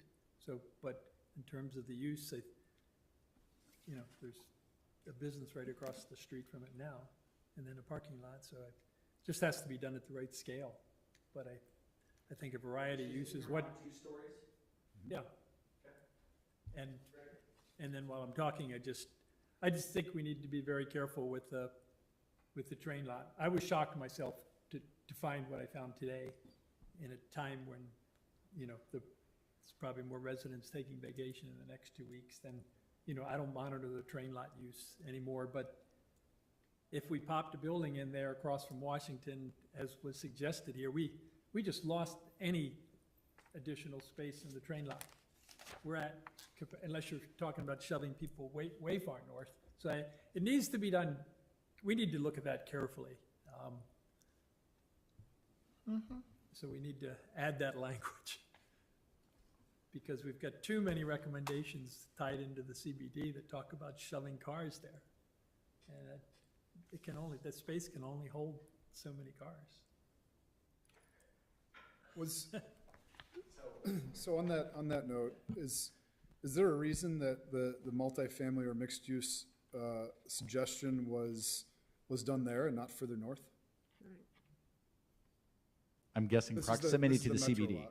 This is the metro lot I'm talking. Yeah, correct. Given if you drift too far, then you're getting where your like is no longer touching like. You know, the idea that you're in single family homeland. Yes. Sure. Yeah. Understood. Okay. So, to George's point, I think I brought this up when I first came here back in 2008 or 2009. We were talking about, there's no parking in the downtown. And I said, well, when I drive him down the North Shore, all along Glencoe, everywhere, there's parking right along that. Why aren't we talking about that ever? I was like, hit in the face with a 2x4 from George about the taboo of breaking up the green belt. Do you remember that? I hit you in the face a lot of times. He still has the 2x4. But the idea is that, you know, given the proximity, you know, maybe you can pick up stalls there. That's done commonly, and I don't think that's so horrible. But it's a location. I don't think we looked at that because of the 2x4 incident in the previous parking analysis. But you know, between here and here, maybe it's not so terrible. I don't know. Just my thoughts. Before I did that, I would want to expand the parking lot further north. An alternative. On the other side, and keep it all on the back side of the bike path there, but that would be my personal preference. Because there is a lot of, I don't know who, does the train people even own that property now, or is it? Union Pacific does. They do? Okay. Because there certainly is potential for And- something further north. And there's a bunch of communities up and down the line that are talking about, Lake Forest is talking about it in the West Lake Forest lot, about whether or not there can be housing there, because there's just so much parking. We just finished a plan for Wilmette with the same idea in it, because there's a lot of parking, and actually the UP has come to them and said, you want this? I don't think the conversation was that flippant, but, the idea of where can there be housing and where can there be less cars is something that everybody needs to be looking at. And if it's not gonna fit and it's a bad idea, well, that's fine, but this is in that list of be open to or explore. And we would encourage you to do that, because you meet multiple objectives. You meet sustainable objectives by encouraging people to maybe ride a bike to the train station, of having higher density so people can live and walk closer to the train station, and having more alternative types of housing so that people can, move into one of these multi-unit buildings when they're empty nesters and want to move but not leave town. So these kinds of things, they're not just a development, but they're ways to accomplish goals. That's why they're in here. And that's why the idea is to be open to them. If somebody comes to you and they can meet multiple objectives of the village that relate to housing, serving your current residents, serving the environment, yeah, let's at least look at the idea. That's when you do the more detailed parking study and so on. And George, your point is well taken. Wednesday has become the peak travel day into the city, but it's August, so it's not peak because there's a lot of people on vacation. So definitely hear that. Say again what the problem would be with going north. Aaron, to your point about not plopping it right in the middle of the parking lot, we're saying that the zoning would make it too much single family, or would bump it up? A general rule of thumb is like touches like. So if you have single family, you should have single family adjacent, contiguous to it. The idea is across the street is mixed use. This is the, why is the name escape? You know what it is? It's the Right. paint. Ragsdale. Ragsdale, thank you. But it's multifamily above. It's got a commercial use below. There's also other multifamily on In that, Washington as well. yes, Right. so in that general vicinity, so it doesn't travel so far north where now you're in the area where you're introducing multifamily, which is generally exclusively detached single family. But wouldn't it just be pushing it a little bit more? Maybe I'm losing. It's creating a new edge, if you will, that doesn't exist, right? But it's on that side of the road. It is. I mean, I'd be It's more up to you all open- if you think that's, how far is too far. Right. Because the other thing that has always been a challenge for putting food or restaurant or whatever in the train station is people don't want to go there. It's too far or whatever. Well, if you suddenly have housing Right. there, and again, we're suburbia, and I know we walk different distances. We're, at a shopping mall than at a, downtown or something. I Right. get it. But I'm just thinking, okay, well, if you pushed it a little bit up there, it was really good looking or something, then people might go to the train station and get food, and, you've just expanded your activity base a little bit further. I don't know. I'd be open to it, but that's just me. And just a question of clarification, is there more specific about what type of multifamily that particular building would be? Would it be condos, or would it be townhouses, or? Apartments? Apartments? This is Yeah, conceptually not even close to talking about how they're Right. owned. I think that matters in us envisioning it, right? Yeah. It's because, Well, if you just drive down, head north and or south rather, Highwood, Highland Park, Wilmette, Even Lake Winnetka, Forest. Lake Forest, they all are doing it, right? They're all, creating that. And I'm going to go back to really talking about even that house area. If we're going to stay open, I don't think we need to say if it's a 2-story or 3-story unit. For Walnut. because- For Walnut. 'Cause for anything, I think we need to just really stay open. Otherwise, we're going to project something in the community already. But, I don't know. I feel like, I hope when we get to a policy that it's really the landscape and how we park the car and how the path is and the bike path, and that's so integral to this than just a block, buildings. No. Anyway. That's a great way of describing the idea of what are the parameters of what we want to see rather than saying a no. So those considerations that you're talking about are things we should probably be sure and touch on. It's not just about what's there, but how does it fit in? How is it connected? How does it have a trail? I think those are important points. I would just want to yes and on something that Drew was talking about the like across from like is certainly something that we always look to do, and it's a way of preserving people's attachment to the character of the community. But just to plant a seed, that's what the gentle density notion is about, right? So that if you've got a row of large single-family homes or single-family homes on one side of the street, if the other side of the street is the kind of duplexes or quads that Opticos showed you, that they're of a scale that is similar to that. And yeah, there's more cars, there's more people living there, there's more going on, but if you're close to a train station, well, that's not so out of step. But that's just a good way to keep that idea of missing middle, and I'm trying not to say gentle density, but that's what it's for.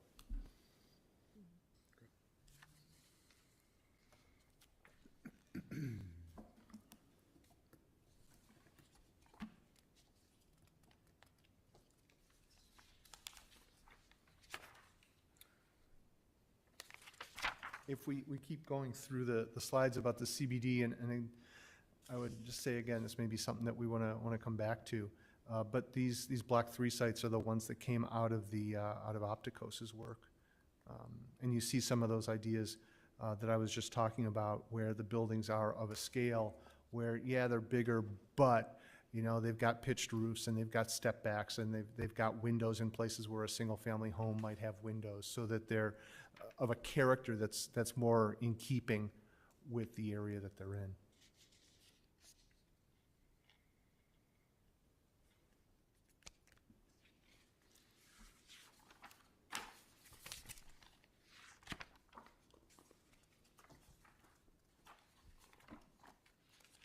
I think before we move on to Stonebridge, I think Block 3 is something that we really need to focus on significantly more in the short term, more than just hope for it by putting it in the comprehensive plan. I mean, we're at the point now where I feel like we need to take more control of that process. And so, you know, having it as, I think it needs to go in the comprehensive plan as part of the CBD, but on a side note, you know, I think we should not wait for developers to get our comprehensive plan before we start doing something with it. Right. So, that's all. Thank you. May I ask, like, suggesting that the village facilitate the redevelopment and maybe even incentivize it? I mean, I argued for that years ago. But yes. And Drew, I think BAC. Okay, Business Advisory Committee has been, I don't know whether they've made a present or what the next step. It's going to be in September at one of the meetings. There's a ad hoc business advisory committee that has been talking about a number of development-related issues. To bring into this plan too, or to try to raise before. Critical we finalize issues. this. Yeah. So I think they're gonna come with suggestions too. Excellent.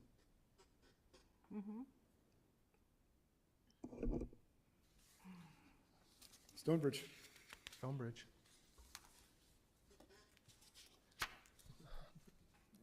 You know, again, the idea that we've kind of tried to advance here at Stonebridge is not so much to say exactly what needs to be here, but what are the things that when a developer comes back to you, says, here's what we're proposing, what are the opportunities that we'd like them to have in mind? And that's kind of where the emphasis has been here, and you see them here. The idea of missing middle housing is about a variety of housing there, but of an architectural language that honors what's been there. One of the things that we heard loud and clear when we were doing the RPD was, you know, they showed up and they brought us some development that's like was out of California. It was not us, and that's really what that second bullet point is about. And the other one was, the third point relates clearly to one of the concerns about the proposed development is just how it related to the adjacent neighborhood. That's kind of top line. I don't know if there were details that you wanted to add, Andrew or Drew. Yeah, so we were talking this over a bit with staff, and Drew came up with this very interesting idea of, maybe this isn't full of duplexes, but maybe the missing middle comes as something that looks like the former manor house on the former manor house site. And maybe that is a few apartments, and the neighborhood is largely single family outside of that. Another thing is we want to be kind of in step with some of the urban planning, urban design best practices. So integrating the new development might include providing additional trail and vehicular entry points to Witchwood Lane and a few other nearby communities. So yeah, I think that's all I had to say about it.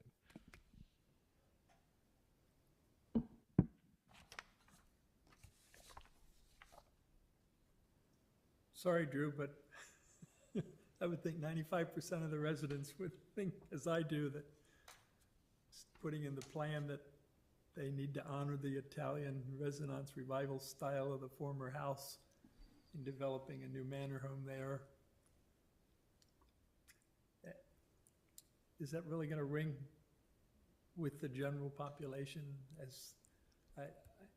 And then, as far as this goes, I'm very concerned about, the West Terrace neighborhood, the south end being impacted by Stonebridge, and I hope this cross-section drops out of the plan, because I can't even envision trying to build that. There's a very huge tree line along there right now, and to try and construct another lane on the other side of those trees, would probably, in reality, wipe out all of those trees all along West Witchwood. And to suggest before the subdivision is even,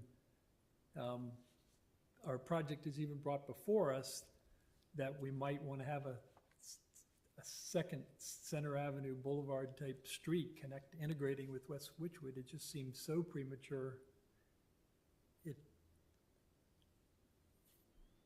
I don't know why we would want to upset the neighbors over there prematurely. To me, it's not a realistic idea. If I may, I would offer where this idea came from. It was mine. And the purpose was, is time and time again, I've heard when the village has gone through this comp plan exercise is we'd like to take what makes the east side so interesting and beautiful and green driven. We want that on the west side. How can we create this same beauty that's over there, and the idea of having a boulevard that kind of exists already? I don't know if it could be done if you can add a lane on the south side in a complementary way to what's on the north, because it's kind of a half a road width now, right? The asphalt width, and there's one curb on the north side, but not on the south side, right? Center Avenue existed as a long time as a boulevard like that, yes? For most of its life. If we're going to make more green, more trees. Yeah. Well, More so the tree idea care. would be is that if I lived on the north side and, the like touching like, the idea if a development would happen on the property to the south of me, if I looked across the street and saw something that resembled the layout of my street, I would view that as a win. Me, Drew Irvin. But that's when I viewed, that's why I thought this boulevard concept would maybe a way to do that, and also help guarantee that those people aren't looking at the back of somebody else's home. And that the idea that would be kind of forward-looking. So that's all it was. If it disappears, fine. It was an idea. It's not even that long of a stretch in the 40. It's not. But that's what Lake Bluff's. So to me, the neat things about Lake Bluff is like the Glen Avenue footbridge. There's little niche areas that are interesting, that offer unique places. Like, well, I didn't know this was here. Those are always just little beautiful areas in the community. And this was a chance maybe to do one. That's all. Not married to it. That was just the idea. Oh, well, maybe right down through the middle of the new Stonebridge. I don't, it just seems like it's to try and force integrate that. To me, I was just like, what, really? But that's just me. And it would, if it's in the plan, I would, if anybody approached me, I'd just say, Like I said, I think it's a goofy idea. It's not there. If it's fine, it's a goofy idea. That's one the time and time again I hear, Lake Bluff, what makes Lake Bluff unique is the east side, and specifically is that there's pockets of areas that are unique, beautiful, green. And so maybe that was a way to do it, taking advantage of what's already there.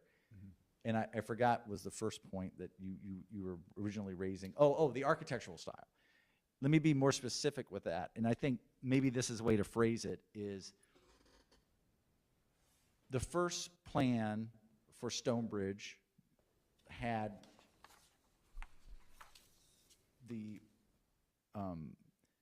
historical repurposing of the Manor and Gatehouse into condos. And the idea is maybe a future plan could recreate that as a nod to it. The village has had success in historic preservation where somebody had torn down a house and rebuilt it in almost like a facsimile of the old one. So in theory, maybe somebody could do something similar in that's already a success that we've found that the community accepted and liked. Maybe that's another way to do it, to visually recreate what was there. We heard from the developer during the time, it'd be so much less expensive if you let me tear this down and rebuild it new, right? Rather than try to repurpose the old. So maybe I think that was the idea behind the comment. If you think that's wrong too, strike it. Then maybe we should say consider, not should. I mean, Be right now open it's to, not- be right open now to. it's written should. Clean it up. And should, you know. Yeah. I just wanted to give you the context so you understand that's what it was the No, idea that. I understood where it came from. Yeah, and that's a little, I mean, that could be sort of Tangley Oaks, too. Yes. I mean, granted, that was repurposing an existing house, but, and not necessarily going commercial and blah, blah, blah. But someday that may no longer be commercial, who knows? We've been lucky so far, right? Right. I mean, I think I was surprised to see the boulevard as well, but, you know, I have asked over the years for creative solutions that I can't think of. So, you know, this is an example of that. And I would be, again, I'd be open to the concept. And Member Sorensen, I believe, also has a comment. I do. I actually love the boulevard idea. I was not paid by Drew to say that. So, but I think if I were sitting in my home on West Witchwood and facing new construction and potentially, well, concerned about increased traffic, increased everything, I think having that extra space and officially building in a landscaped median and more trees would go a long way to reassure me that this was going to be handled well and would be less obtrusive in my life. And it does bring something that is lovely about the east side over to the west side, and it certainly adds a layer of visual interest, which I really like. And then the other thought is, I don't know if we've done a tree survey over there of the trees that are lining the current area, but so I don't know if they are sort of like good trees or if a bunch of non-native weedy trees have come in anyway. So, could be a way to clean that up and do something that's a little bit more resilient, which is further down the line in our conversation tonight. And in response to that, I just think that this particular cross-section suggests an integration of the neighborhood from a roadway perspective. I certainly support it from a pedestrian and a bike connectivity perspective, but if this ends up being over 100 units in there, this suggests that you're integrating the main loop road or whatever in Stonebridge, whatever it turns out to be when it comes around and touches Witchwood, that it's going to become part of Witchwood. And I think the neighbors overall are going to be much more protected with a solid green belt instead of another 16-foot of pavement. And there are mature oak trees along there. There are probably other trees, but Not to belabor, George, but just, I think conceptually, the concept that I had was it would not change the connectivity to the south, that would still remain for public safety only, that only those lots that touched that new boulevard that would be in the Stonebridge Bunch would have that a different access point. Follow me? So that you would be sharing some of, just for, what would that be, 10 lots or something? It's not a lot, it's not many lots, but that's all. It was not suggesting that the whole thing be integrated and opening it up, although that's probably good planning to do it that way, proper planning. But it has the But to your downside point, that's- that I think the neighborhood would say, whoa, pump the brakes, we don't want that. They would probably, I Oh, would, and we'd also don't know how many units are going to be. no idea. developed anyway, so it could be estate homes, you know, it could be, Don't know. don't know. We don't know. Right. God, just- Thank you for entertaining that concept, though. I vote no, but I'm outvoted. Just be open. I'd like to just touch on the Italian Renaissance revival style as well. You know, I think the intention of that is good, but having that be a goal, I don't know. I mean, if we're trying to integrate that with what is currently in the West Terrace, I mean, that doesn't really integrate very well. And if we were to do this boulevard concept in order to integrate it more, it would, I would say, look a bit out of place to have that type of architectural style be the focus of that development. So I don't know how the rest of the commissioners feel about that, whether we want to maintain that in the plan, or should we look for creative solutions to integrate into the existing neighborhood instead of trying to prescribe a certain type of architectural style? No, I think you're right. I think it should be a little bit more general, a broader vision versus a specific type of architecture. I think that would probably be better served, you know, for just to, if we're staying open, because we don't really know 10, 20, you know, what that mixed use is going to be. But to also, to provide that visual, I think, is limiting the potential, right? Right, right. So not make the recommendation be so much about the architecture that's there now, but the architecture, the character of the surrounding area and the village generally. Okay. Got it. Thank you. And the only other thing about Stonebridge, although maybe it's more appropriate in the trail section at the end, is I've always been an advocate, and I'll remain an advocate, that from a bike path connectivity perspective, we only have one east-west trail. The plan includes several new north-south recommendations in addition to the main one we have along McClory, but there's an old road that runs from Green Bay, a service road, all the way down to the Skokie Ditch. And the Skokie bicycle path is right on the other side.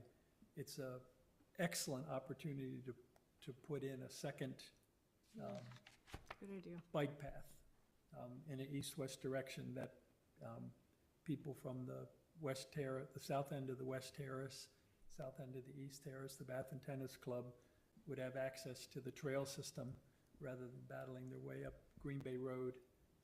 And I know the Lake County Forest, because I've already written to the Lake County Forest Preserve people, and it's a very small group of people that are battling this. I think from a village perspective, the village ought to take the position that it would be a great opportunity to put in a bike trail. We went on record with that, and that was in fact our comments to the original plan for the preserve, was to connect with our bike facilities both on the west with the North Shore Trail and the other. They did not want to do that and did not want to hear it and did not incorporate that in their plan, and we submitted that to them in writing, and we think that's a miss. I agree with you 100%. So we should put it in our plan still. We shouldn't accept no, because it's just illogical to me. And just so you know, the County Forest Preserve's position on that is that their position is that there's plenty of bicycle riding opportunities and trails elsewhere, and to introduce them into the preserve is going to cause more damage to the habitat. And that's why they have resisted that. And we're not idea. recommending, and the village isn't either, I didn't even know you had separate correspondence, because I was writing on my own when they asked for public comment 3 or 4 years ago. In no way, shape, or form are we recommending bike trails through the village's Oriole nature, or the county's Oriole Preserve. We may or have. Or the. We the said get to the prairie- lake. We Make it just want beautiful. the one connecting point down, right now where there is a service road. And they're saying they're gonna use it as a surface road. We're not gonna harm one blade of grass until we have to cross the river. It just confounds me. In the county, I can go out and find 10 different parks in the county where they have bicycle trails and parts of their preserves right next to walking paths only. And there's an odd, I don't know what the resistance is, but I still think the village ought to continue to recommend it. I'm glad to hear that the village pushed for that. And they don't want to add any parking, right? So how, you can't bike Yeah, there? Well, the other thing is I pushed for a small gravel parking lot at the intersection of Witchwood and And that's where we part ways. McLaren. And you're opening up this huge new preserve area that they want to develop, and they're resistant to even putting in a 6-car gravel lot like there is for the village's Skokie Preserve. What's that all about? I don't understand that. It's in an area where there was already an old building, so it's not that we're, right, there was some old Yeah, and building right there at that corner. Don't know. Did they shoot it down recently? Because, I mean, they had that major donation, maybe. They've adopted a plan and they asked for public input. They went to Right. the village directly and asked for our input, Right. which it seemed to me they promptly put it in the No, I'm just shredder. wondering if it's worth asking again with the new donation. Didn't they get $1 million or something for Oriole Grove? Yeah, I think they got the donation and then they went out for public comment. Okay. And anyway, I still think the village ought to say, hey, this would be a great idea. It's Right, an sure. opportunity for a second east-west connection. It would give them the whole new, whether it's 40 homes or 100 homes in Stonebridge, Right. a direct link into the bicycle path network. We had pushed for actually direct connection from the Stonebridge development, whatever that was, directly into the forest preserve. Like, don't you want users to create more? And nope. Don't want any more access points. Don't want parking lots. Don't want to encourage bikes. Thought this was an amenity. How do you use it then? Yeah, it's, Well, I think that's a great point, George, and I would agree that we should Push it. push it. We should push it. at least have it in the plan. Yep. Agreed. Can we take a quick, 5-minute break? Is that possible, Mr. Chair? Sure. Or 3 minutes? Any objections?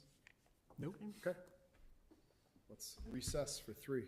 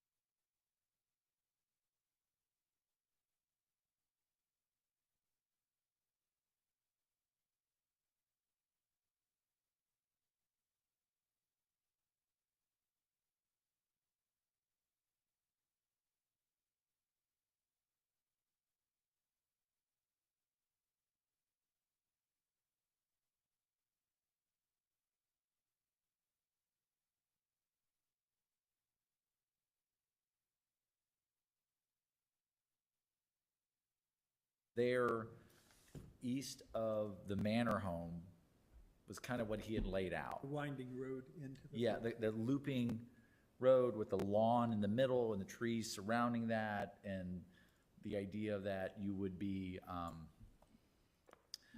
the winding road, coming into the site and through the forest and opening up and then being like the aha moment when you see the home, that kind of.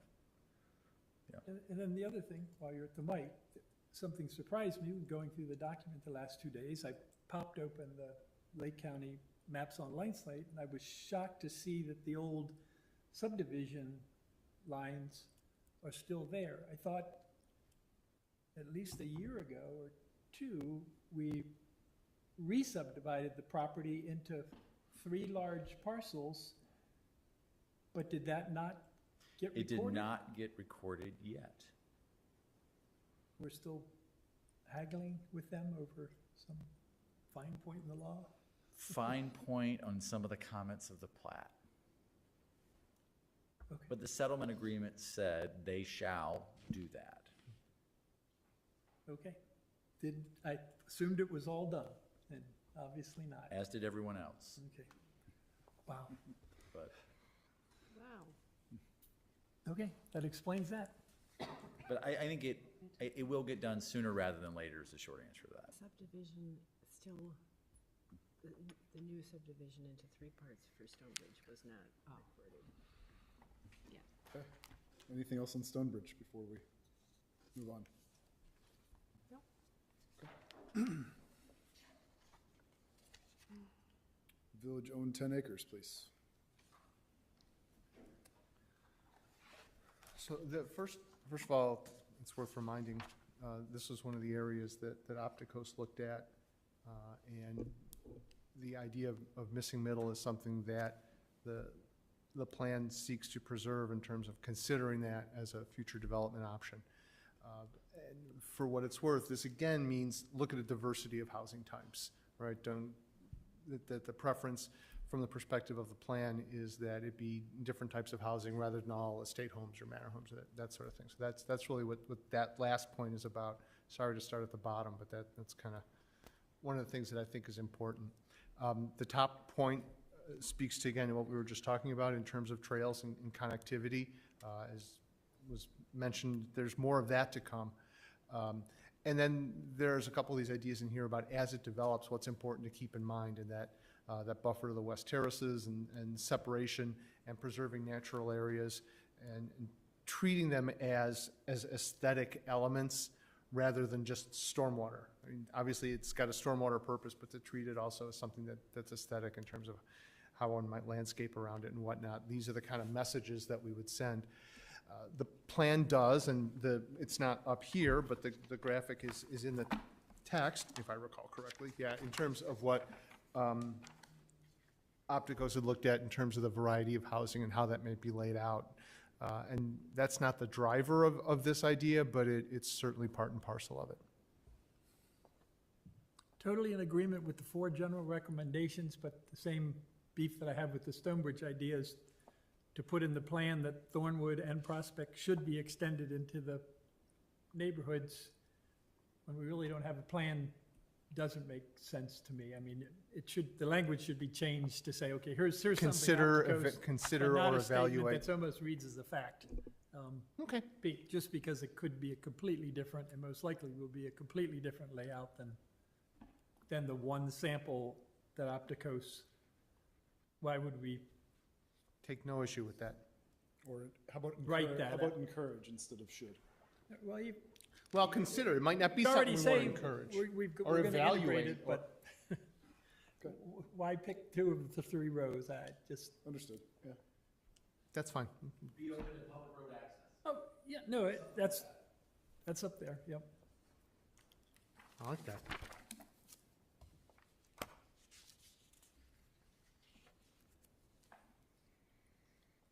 Okay. Great.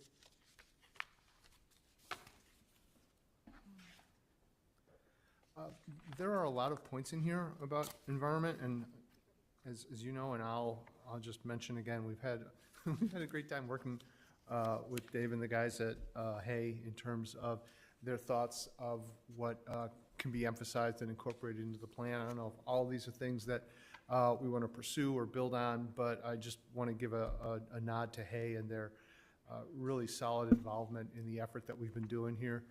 When we very first started talking about considering doing the plan, one of the things that we said, well, what's significant of the village? And it's this, it's the environment. So that's why you see a lot of this here. I'm very interested to hear what you think about it. There's too many of them for me to summarize, but I guess what I would do is just ask if there are some that, as you've read through, that you think are particularly significant and should be emphasized or moved to the top of the list or listed first, or some of them that you think are not as important or maybe wrong-headed over these next 4 slides. It's also worth mentioning that a lot of these recommendations reference previous plans. Sometimes components of those previous plans, like the sustainability plan, will be repeated here if it has like specific importance to urban planning generally. But a lot of this is just kind of continuing with existing projects and recognizing that there are existing plans with their own implementation and timelines.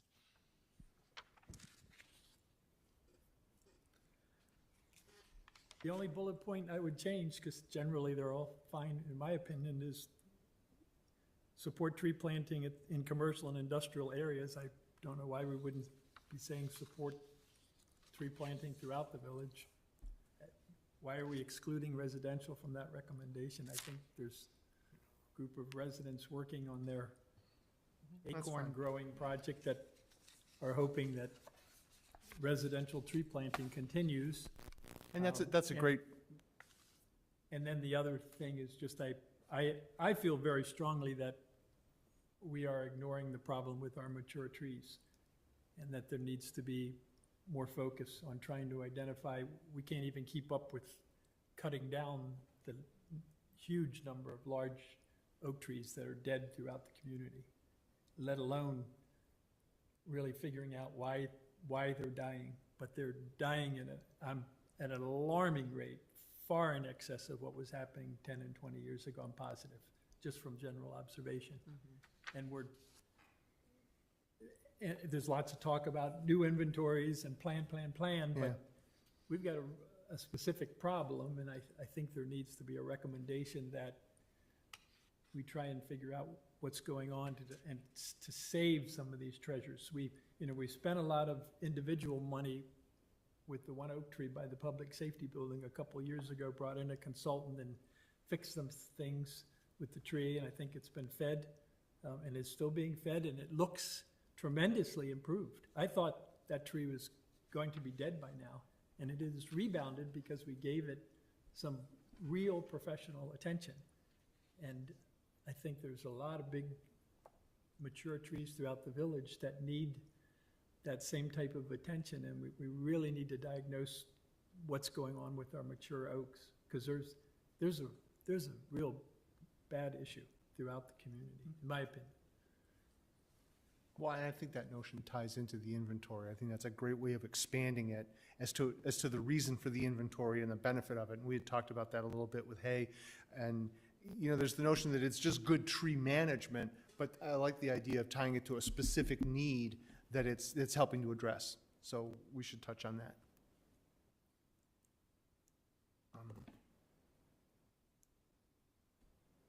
And just, I was going to comment on your first point about support tree planting, commercial, industrial, rather than the whole village. That's a great read on it. But it's sort of, I don't know, I guess we took it as a given that it is emphasized elsewhere, but that it should also be done in industrial areas. And maybe the comment needs to be support tree planting throughout the village with particular attention to, under-treed areas in commercial and business areas. So I think in the past, we have not emphasized that, right? You can visually just go out there and see it. Right. Just pointing to the Chicago Land Regional Trees Initiative study that Drew shared with us. Generally, residential and open space perform very high. They have a high tree canopy cover. The real low performers are the commercial industrial land uses. And transportation, but you can't put a tree in the middle of a train track. But those, yeah, so our thought behind that was a focus on that, but we should absolutely broaden it to maintain efforts where they're happening in residential areas and institutional for that matter. And George, to the point about the oaks, I know Lake Geneva is getting really hit with oak wilt. And, you know, it spreads so fast from one oak to the other, and if you cut them down to the ground, the roots connect and then it kills the next tree and stuff. So, and I was just talking to somebody who does that for a living, I mean, watches them and stuff, and he said it just happens like within months. You've got the mature trees suddenly dead. So maybe that's what is going on here. And if it is, can real experts, I mean, not someone that's Right. taken one class in tree Right. care, but a dendrologist, a doctor of trees, Right. can they come in and give us some assistance? Because those mature oaks and other mature huge trees are so Policy. valuable to the community, and the west side people want to look like the east side, like you mentioned. Well, the difference is the 100-year-old trees that we have all over the east side, where the west side was farmland, Right. or And to had your been point, cleared. Yeah, and to your point, what happens once they've been just determined to be dead and how they're cut? They're supposed to be left like 6 feet up until it's winter time, and then they can be taken down. So the tree management would be important, because if we're losing them, even how you cut them down impacts how it spreads, how rapidly it spreads to the next ones. It's kind of eye-opening. I never heard that. We're certainly not leaving 6-foot high I stumps. haven't heard that before, but I haven't even taken one class. So, but we have, the village has invested in beyond that bur oak, other trees, more bur oaks and other trees that we've been nursing along, like that ash in front of, you know, the east center block there that looks a little puny this year, and some other trees. The CBD trees, you know, they're and elsewhere at the village, there's other trees that have been, we've tried to nurse along, some with success, some without. And using other experts, and we've switched experts. And so with this new survey that we do have, one of the things that was revealed is that our street tree inventory generally leans old. We have, you know, and I say that it's not that we don't have young trees, but if you're looking at, you know, the life cycle of a tree and the quarters, we do have a lot of trees in the fourth quarter of their lives, and the idea in that we could do more to get in the first quarter, and that we're lighter there, but we're good in the middle. So it's like we've got things that are going to fill the void, but then what takes their place? So we have a more surgical, we can develop a more surgical plan, and that's what our plan calls for, you know, planting more of the oaks, the young oaks, but increasing diversity as well. So we are addressing your issue, George, probably not as fast as we should. You know, the idea of trying to find ways to save some of these older trees and give them a little more attention. But I at some degree, I've seen, again, it's been 50-50 with the ones we've gotten specialists to help us out. It's just, there's no assurity that we're going to do it. But I will certainly talk to Public Works about doing that and trying to see, you know, using the inventory to help ourselves to say, let's take a certain slice of those and try to do more with them. So your point's well taken. Member Sorensen, you have a comment? Yes, I just, first of all, want to check with Drew. I sent some comments earlier today referring to this section. I want to make sure you got those. We did, and we circulated them to the group. Oh, awesome. Not, I'm sorry. I didn't get it. Anyway, that's great, because we're all talking about really the same thing. So I'll just let those stand, and you can use as you'd like. okay, and we sent them to Michael and Andrew specifically. Awesome. Okay, thanks. Yeah, we got them and had a chance to look at them already. They were helpful. Thank you. So you agree with everything she says? So we don't need to agree on that? We'll circulate it out. Okay. Yeah. Okay. Come on, George. We want to support you, but we don't know what you said. We didn't Go get your, through it if you really want. I can go through it, but it's effectively, you know, being this comprehensive overview of the entire town, and we fit within a larger community, and we fit within a county, and we are all facing similar challenges. We have to do our part locally, but there's like there's a ton of turf grass out in some particular industrial or commercial areas. And what if we start to look at that, or maybe incentivize that as habitat spaces? Then, another part of that is stormwater, which we're just about getting to. I think we need to prioritize, because it's going to happen whether we prioritize it or not. Enhancing wetlands and using wetlands, that's what they're there for. And then the other part is just really tugging on the theory that all of the access that we have to natural areas within our community, which is really amazing for a very small space such as ours. There's so much data out there that talks about the benefits of nature, of the sound of birds, of dark skies for human beings, as well as all the other wildlife out there. So those are my points. You may argue if you'd like. Nothing to argue. Thank you. Don't you think it's difficult, though, that we appreciate nature so much, but then we have a lot of people that want their children to be out in nature, but they're taking down a lot of trees in order to have forecourts or playgrounds or play lots in their property, and we are doing that at the expense of some of these trees, because I feel like that's another issue that's a policy issue that, we need to change too, because how we protect, has many different branches, let's just say. Ooh, nice metaphor. No, absolutely. I absolutely agree. Absolutely. It's something, it's hard if that's your private property. That said, you are connected to something larger.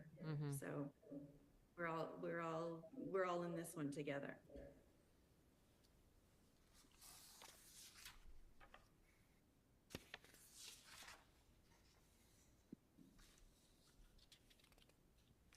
And that's always a tough balance between what you're asking people to do on their private property. You've done enough of these meetings to know that. I wanted to ask, George, you mentioned in passing earlier about the lake not getting enough attention. Was this a section that it needed it, or it should be mentioned? I mean, there's a section on shoreline that we talk about, but is there something to emphasize here that Well, we just the should? introductory comments about natural areas didn't list Lake Michigan, and it's number one in the community. It was identified in there's a reference to the survey that the downtown district and Lake Michigan are our two greatest assets. And it wasn't listed. And I have some general overall comments that I thought there ought to be more emphasis on support of Sunrise Beach and Park by the village. But that's a separate. Okay. I just didn't want to miss the comment that you'd made earlier. But if there, if you run wherever, there's, I guess, 4 or 5 places in your document where you run through the list: wetlands, forest, ravines, and a couple Lake. times the lake was not in your list of, I don't know where they all are. off the top No, of it's my well head. said. Thank you. I just wanted to make sure we heard that.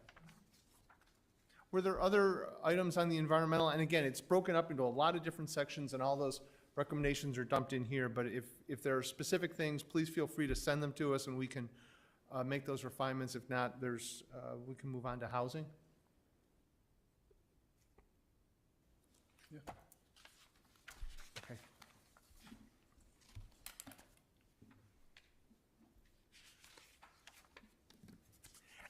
This section kind of gets. Oh, I know, well, no. No, too late. We moved on.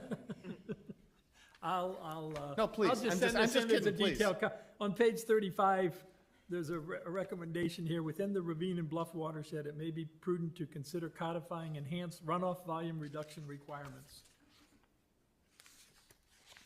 if there's anybody that's gonna read this plan that knows what that means, I'd like them to explain it to me. Well, we'll If we're get, gonna we'll put we'll get the anything in guy the who plan, wrote it to put more explanation Citizen in. ought to be able to understand it, and that was clearly lifted out of some SMC verbiage. It needs to That, be that phrase goes right into the glossary. page 35, Yeah, I got it. whatever that means. I don't have any idea what we're recommending there. This is what happens when you let engineers be part of planning. Thank you, Hay and Associates. Dave Hay? That's a great point, though. Thank you, appreciate it. The housing recommendations get into some of the nuts and bolts of these be open to things we've been talking about. And some of these might feel a little bit aggressive, so we're very interested to hear what you all have to say.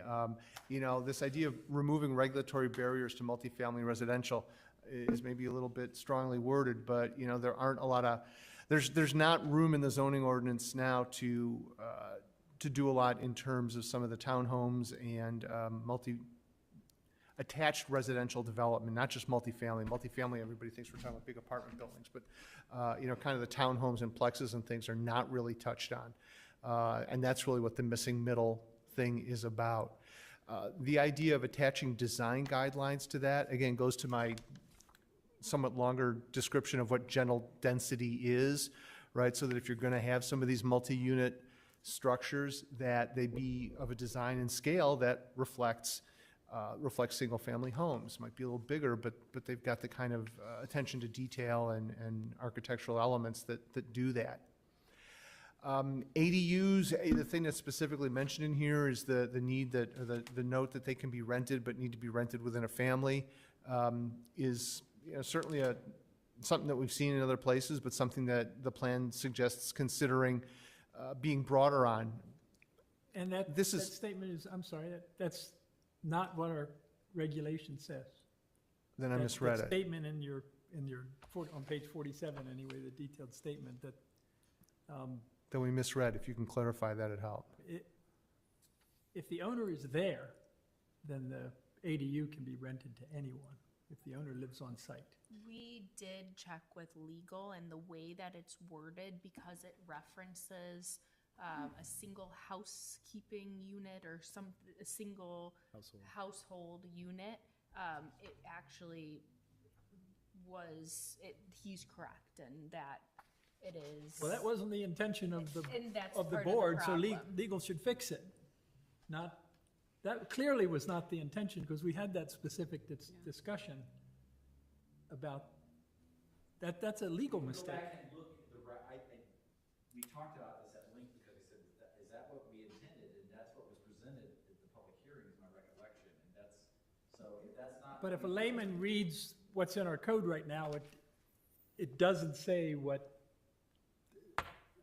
is in this It's document. curable, it's simple enough. Yeah, but it's illegal, it doesn't need a, If you want, we should cure it, and that's easily cured. well, you should ask, the That's plan what we said. commission, I don't know if Clearly. everybody remembers that discussion, but you should just then ask the village board if they felt they were trying to suggest that it had to be this Well, then single this family unit. recommendation is in keeping with what the original intent was then, and we should be looking to advance that. Yeah, Well, this and- is just a mistake. It's not it should be corrected before the plan even gets approved. You should, Well, so there's a greater discussion with the ADUs as well. I know that there's other sort of things that they identified as barriers to ADU construction. For example, that the ADU has to be within the the setbacks footprint of the initial building. So I think there's possible there are more other, I discussion totally with agree that other people feel there's other issues, but the one specific issue that Michael brought up that I then objected to how they've written it was clearly not the intention. We'll clarify, and if it requires a public hearing, whatever the process is, we'll get it straight. Wow, that's a really weird interpretation of the way it's written, I'll tell you that. It came out with the missing middle housing study, that's where it popped. It's like, wait a minute, we said, wait, that's not right. And it looks, that's what it says. So. And the last thing on here is about affordable housing plan. I know we've talked a lot about affordable housing. I've already brought it up a couple times today. This is the state required affordable housing plan. It talks about how the village is going to work towards increasing affordable housing, which is something that communities that have less than 10% of affordable housing are required to do. And it's about setting goals for meeting housing. And this is just the comprehensive plan acknowledging and being consistent with the village's other plan related to affordable housing. Can I just ask, on the first one, does that relate to renovation and everything like that? It's not just new construction, right? Yeah, that's a good point. Yeah, I don't know that we necessarily thought about renovation, but where there's the ability to do more than one unit, yeah, that's a good add. But nowhere in this general list do you then talking about, we say it in the language, the detailed language, to make sure we consider what's going on around. But all this whole list all says, let's change things, let's make it easier, let's make middle housing easier, let's make multifamily development easier. But we don't say, oh, and by the way, let's make sure we don't impact the existing neighborhoods. It's got to be done at a sensitive scale. And I think anytime we have a list like this, it should be part of that list to clarify that. Because we randomly say it in the bigger document, but you don't say it in your bold points at all. And that's an important aspect of this in order to move this forward. You don't think that's redundant with the character section? You think it should be? I think that issue is so important. And I think you've lived through 2 Block 3 projects, yeah, and how the residents felt about something they felt was too large. And I think anytime we list something that suggests changing all these regulations to make it easier, we need to have the statement in there that it's got to be Appropriate quality, appropriate, character, scale. right, just to check it with the bold comments and not just leave it to a detailed sentence somewhere. Yeah. And maybe for the third bullet point, I know that does say consider design guidelines. Maybe it's expanding upon that, like in line with character or something along those lines. When in doubt, use those descriptors or qualifications. Noted. What about that, the second one, when we mentioned housing at infill, or develop missing middle housing at infill sites within the village? What about develop the missing middle housing with existing homes versus always thinking that we need it at an infill site? Because we can convert existing homes perhaps and keeps the character and the beauty and the. Well, the ADU is kind of one of the ways I think that the village has embraced doing that. Mm-hmm. But if we're talking about the ability to take a single-family home and convert it into a duplex or to 2 units, is that what you're thinking of? Right.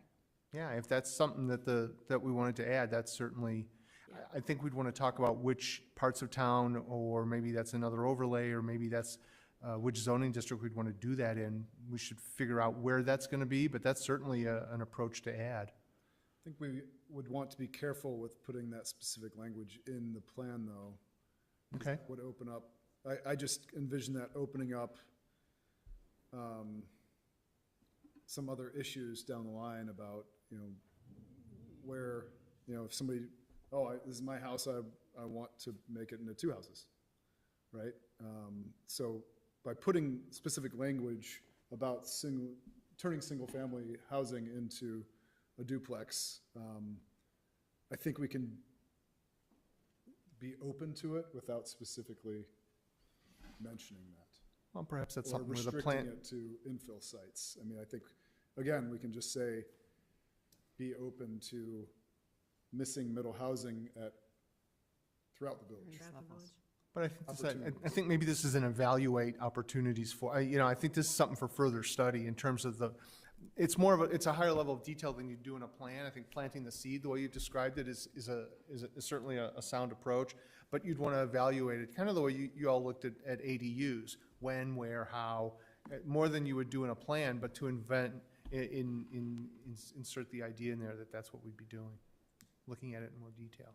So, yeah. We do have just for the record, I'm opposed to the idea of plopping missing middle randomly anywhere in the village. I would agree. Just,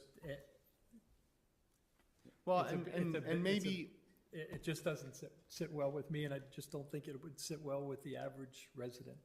And especially at the level that Opticos recommended. I hope we can burn those last couple pages in their document, because it was so liberal. And it's in the record, you know, I hope that doesn't just become part of our plan as an attachment. Well, I Because, feel like it already has been a little bit, right? I mean. well, we've- it doesn't need, that draft document doesn't need to be an appendix to the final adopted plan. I hope it Right. doesn't move through that way. But there've been enough residents who have referred to that and have become upset by it, that it's already been attached to us, right? So We need to work to get it we have unattached. some work to do, to untie ourselves from it, yeah. Hearing you speak, if you go to the second bullet and say develop or be open to miss and middle housing at certain sites within the village. There you go. and honestly, That's more general than throughout. Yeah, okay, so remain open to missing middle housing at strategic locations across the village. Would that be a good rewording? Okay. do we need to make less use of the words missing and middle put together? Is that a hot button? Is that, because, you know, we're talking about being open to, you know, duplexes or quads or things that are nicely designed that fit in. Missing middle is a term of art that fits well into a sentence, but if it's gonna become a trigger that's gonna have people be concerned and oppose some of the better ideas that are otherwise here, I don't wanna, The strategic plan has time and time again called for the village to study and find ways to diversify housing. yeah. So you could say diversify. Diversified housing, yeah. Mm-hmm. That's being responsive to a community-driven plan. Right. We do have a hand raised from our remote audience. Go ahead. Mark? Thanks. Yeah, you're one member of the audience remotely, so thank you again. I apologize for any background noise. I'm actually on the metro right now, so apologies if you hear the stopping buttons. I have a couple of thoughts that kind of amplify the written comments that I submitted yesterday evening. First, you know, I appreciate, Member Russell, your comments about, you know, predictability and kind of the drastic scale that these bullet points reflect. I mean, saying removing regulatory barriers can be read as saying there's not going to be any zoning at all. And in fact, I think it's the business ad hoc committee who has recommended completely removing any zoning restrictions whatsoever in the central business district. I think that's insane, and I don't think any residents would really go for that, because there needs to be some sort of predictability in terms of you know, for members of the public to expect what's going to be built and to protect their investments, right? I also find the term missing middle, I understand that Opticos has a particular definition of it, but, you know, I would suggest that, you know, smaller forms of single family housing, bungalows, for example, that used to be somewhat prevalent are gone, right? And, you know, in terms of trying to maintain starter homes and, you know, homes where folks might want to downsize, what is the village doing to preserve those? I feel like many of those have been demolished and replaced with large single-family homes, which, you know, by the village allowing that to happen, I think the village has kind of allowed, you know, the housing diversity that it seeks and maybe once had to be removed. So I think missing middle may just go beyond detached home housing and may, you know, may go as far as, you know, smaller standalone single family housing as well. And I think that certainly ought to be considered in the definition because of our unique circumstances in the village. I think those are the 2 points I'd like to raise now. Thanks so much. Cool, thank you. Mr. Stolzenberg, just in response to your comments, I agree with most of your comments, except for your suggestion that we possibly develop regulations that would prevent an individual homeowner from being allowed to sell his home because he happens to currently live in a small, single-family building, and we ought to preserve that. That has a very direct and possibly detrimental impact on select individuals. And if the property... I don't disagree with you on that, Member Russell, and I'm certainly not saying there should be limitations on conveyance of real estate. That was not at all what I was trying to convey there, and to the extent that it was construed that way, I apologize, because that was not what I was trying to state. I think what I was trying to say was, look, I think I've only been in the village for about 10 years now, and I've seen, a lot of demolitions in town and a lot of smaller homes that might have been appropriate might have been good places for folks to downsize, right? It might have kind of fit, in between maybe attached, multi-family housing that people aren't interested in, but single-family homes that are just too big and that people are trying to move away from. So I think that was really the upshot of my comment there. No way was I trying to convey.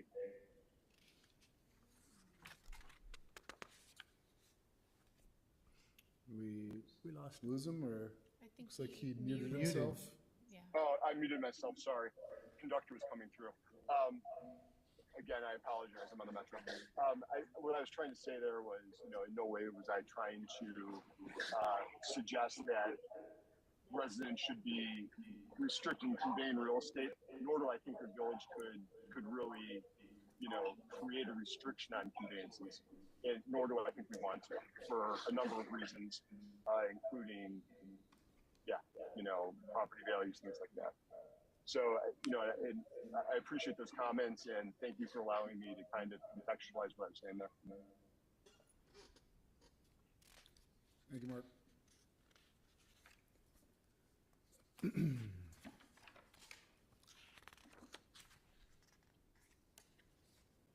Any other discussion on Great housing points. Are there other? housing, missing middle, or diversity of housing, as we're now referring to it? One point, one thing that I'm seeing more and more are multi-generational families looking to move together. And it's not necessarily an ADU, where it's one big and one small or something, but that's the kind of thing that I can see almost in infill or what, they really want duplexes. They want their own mortgage on both parts, things like that. So, I think that and I don't know whether there's a place in here, but it seems to be a developing need for people, that they do want to have multifamily housing together, or multi-generational. So, just a point. I don't know whether that's a separate category or not. Well, that would certainly be if we're talking about barriers to multifamily residential construction, I think that would probably apply to that case.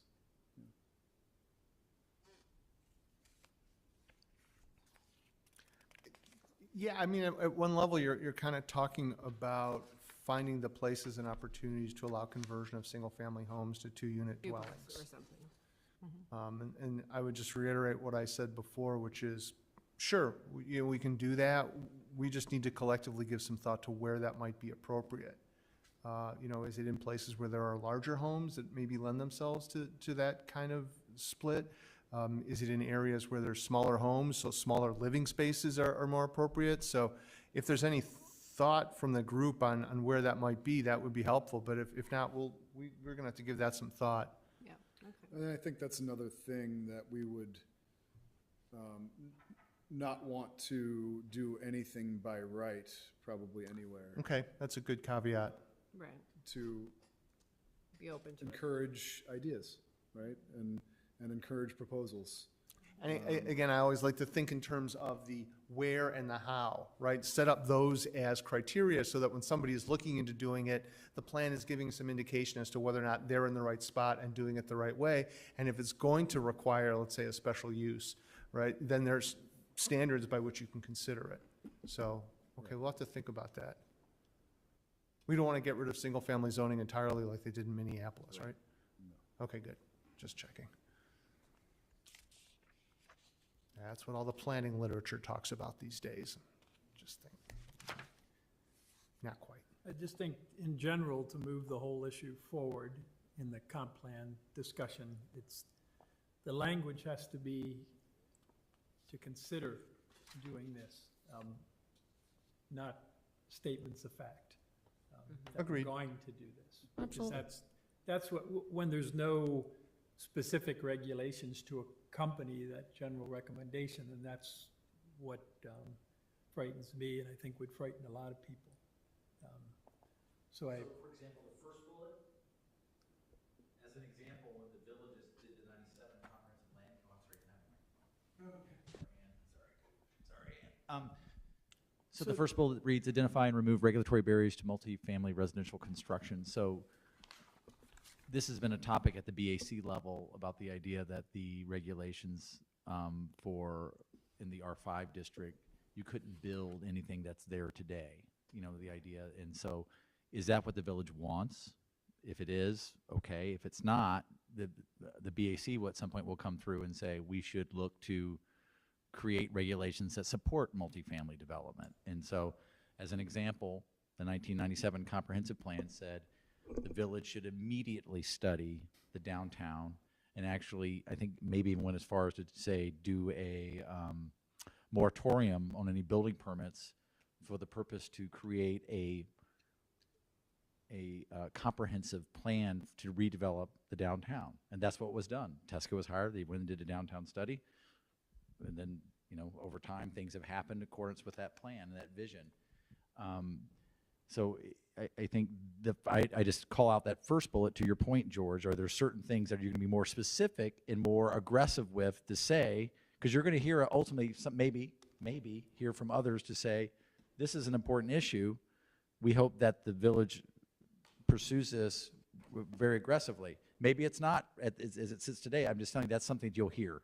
I think where we've already have zoning that says you can build multifamily, I completely agree that we ought to identify and, to the degree possible, remove or lessen the regulatory barriers to allow multifamily areas to be redeveloped and in infill sites. But I don't agree with the sentence as it's just written that basically implies it can happen anywhere. It's got to be either in the infill sites or it's got to be in the existing CBD R5. That's what the village has tried. Yeah. In my opinion. And this is where that further discussion of converting a single-family home to two would be appropriate. You have a hand raised. Mark, go ahead. Sorry, I will not inadvertently mute myself and hold the comment this time, I promise. Going back, kind of piggybacking on this line of conversation here and going back to something we were discussing before, if the village wants to incentivize, is there a way to incentivize both the preservation of existing structures and conversion of them to multifamily housing in places that are appropriate, right? And I think there was some discussion before about, do you select certain geographical areas where maybe ADUs or something along these lines would be appropriate, right? And going beyond that, is there some way for the village to say to folks, hey, if you want to convert it, we're going to work out, we'll work with you, maybe, in terms of bonuses, in terms of floor space or something else that would encourage folks to try and take a harder look at this, but also while, maintaining predictability for residents. And, remember, Russell, I certainly hear you, like, it's not fair to someone in R4 to say, hey, you now have a duplex going up next to you, right? But on the other, and I think this all fits into this discussion about missing middle, do you want to try and incentivize maybe maintaining smaller bungalow homes, right? Again, I'm not saying restrictions on conveyances, but maybe make someone think twice about, the cost benefit analysis of scraping one, right? And how do you, without necessarily having to tear down and rebuild things, how do we try and preserve what currently exists in the village, and our unique homes, our unique character of our village, while also incentivizing some of the things that we may want to see, right, on the scale that we want to see it, and trying to keep that scale by having what we already have, right? We bought 14 East North next door to us because we wanted an opportunity to demonstrate that rental housing is possible with the existing housing, right? There are a lot of folks who thought that place should have been torn down. And frankly, given the way it looked from the curb for a lot of years, they may not have been wrong about that, but it's a duplex. It's going to be great rental housing for, for two families living there. And how are there ways that you can try and, replicate that elsewhere in the village to, get to where we want to be in terms of multifamily housing and diversity housing? Thank you, Mark. Yeah, well, just to follow up on that, yeah, I wish there was a solution to help preserve the smaller homes. I just drove down East Blodgett this morning for fun, just on the south side of the street. There's 12 ranch homes on East Blodgett alone, on the south side of the street. I mean, everybody talks like, well, there's nothing available, but then how do we, one-story ranches, all modest, but all seem very nice from the outside, all seem very well maintained. How do we keep that stock?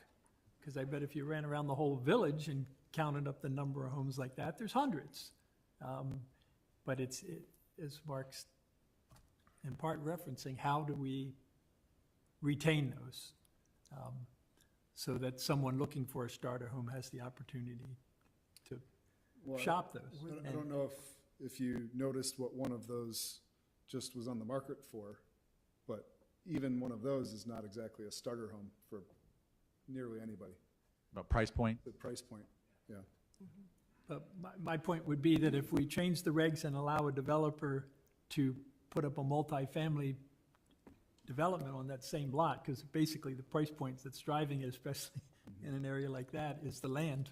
Right. And they're gonna make more money by building a 4-unit on that same lot if we allow them to do it, and that's what they'll build, which will make the situation even worse.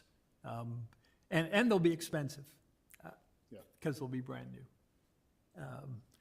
So there's no easy solutions to this issue. Well, I think HPC did look into all that kind of thing in terms of trying, I think they ended up with just a list of 25 or whatever that are incentivized for people to keep, but maybe that's something you do a little, most of those are probably 50 years old. And that's their threshold. But whether or not that can be incentivized, broader than just the older houses that are big or something, who knows? That's my only thought on how and I will say, people are looking for ranches these days, typically to keep. So the market may give more value to it than it was doing when they were building McMansions on top of them. There's a couple ideas that are in here and in the next section about that kind of preservation idea. Certainly the idea of allowing ADUs where somebody can take part of one of these large homes and, have part of it be for a different family member or a different unit is something we've already talked about. In the next section, under historic preservation, there's the idea of allowing more home on a lot than you would otherwise to take some of these older homes and make them livable on modern standards, right? So you let them be larger, you let people put additions that maybe exceed what would otherwise be an allowable floor area or lot coverage, just so that they can add, a sunroom or a mudroom or the kinds of things that are in homes now that weren't in homes when these were built. So there's some ideas about that. But we can move on to community character and those kinds of ideas if we're done with housing. Are we complete with housing? Anything else, George? Nothing else? No? Okay. Yeah, let's move on. Before we move on, how are we feeling? And what's the expectation for moving on? Are we going to be able to finish tonight? We're getting there. Feeling good? Push through? Okay. Okay. Let's continue. All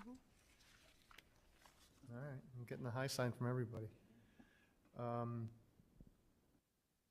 community character, and again, the text says, to George's point, the text says more than just these bullet points, and what we're gonna go back and do is revisit the way the bullet points convey the intent as well, but so there's a number of ideas in here.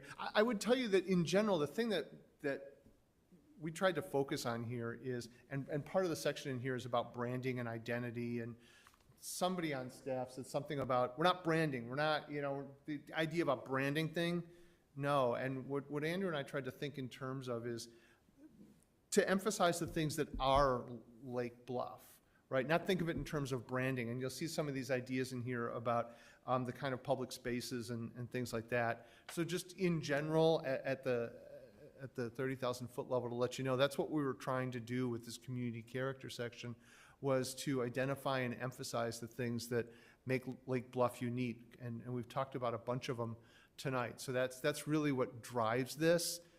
There's some more on the next page, and the ones about historic preservation, like I said, get into the idea of allowing larger units, allowing larger footprint for units that get modernized and kept rather than torn down and replaced. So without going through each and every one of these, that's what we were trying to accomplish, and would certainly welcome thoughts and observations to this section. And Andrew, Drew, Claire, if there's anything else to add.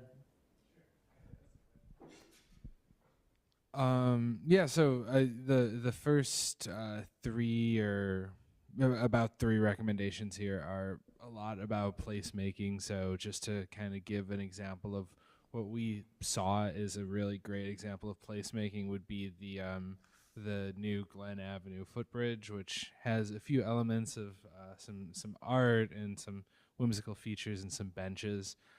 So that is kind of a thought that we held through this, and just kind of the natural character of the community. So a lot of this, particularly like dark sky community principles, that could be environmental. Some of these are kind of on the borderline between, we just picked a bucket. And maybe just as by way of an overview, if we could skip to a couple of slides, just to the couple of graphics that are in here that build a little bit on what Andrew and I are saying is, Andrew, do you want to talk about this alleyway activation? Sure. So I think it was the old Lake Forest Bank and Trust, right at Scranton Alley. Middle of the screen, there is a former drive-through there. Currently it's used for some parking. We think it could be another way of making the downtown area a bit more permeable, different ways to get around, different ways if you park on a side street to get into town, or different ways to kind of discover Scranton Avenue, if you will.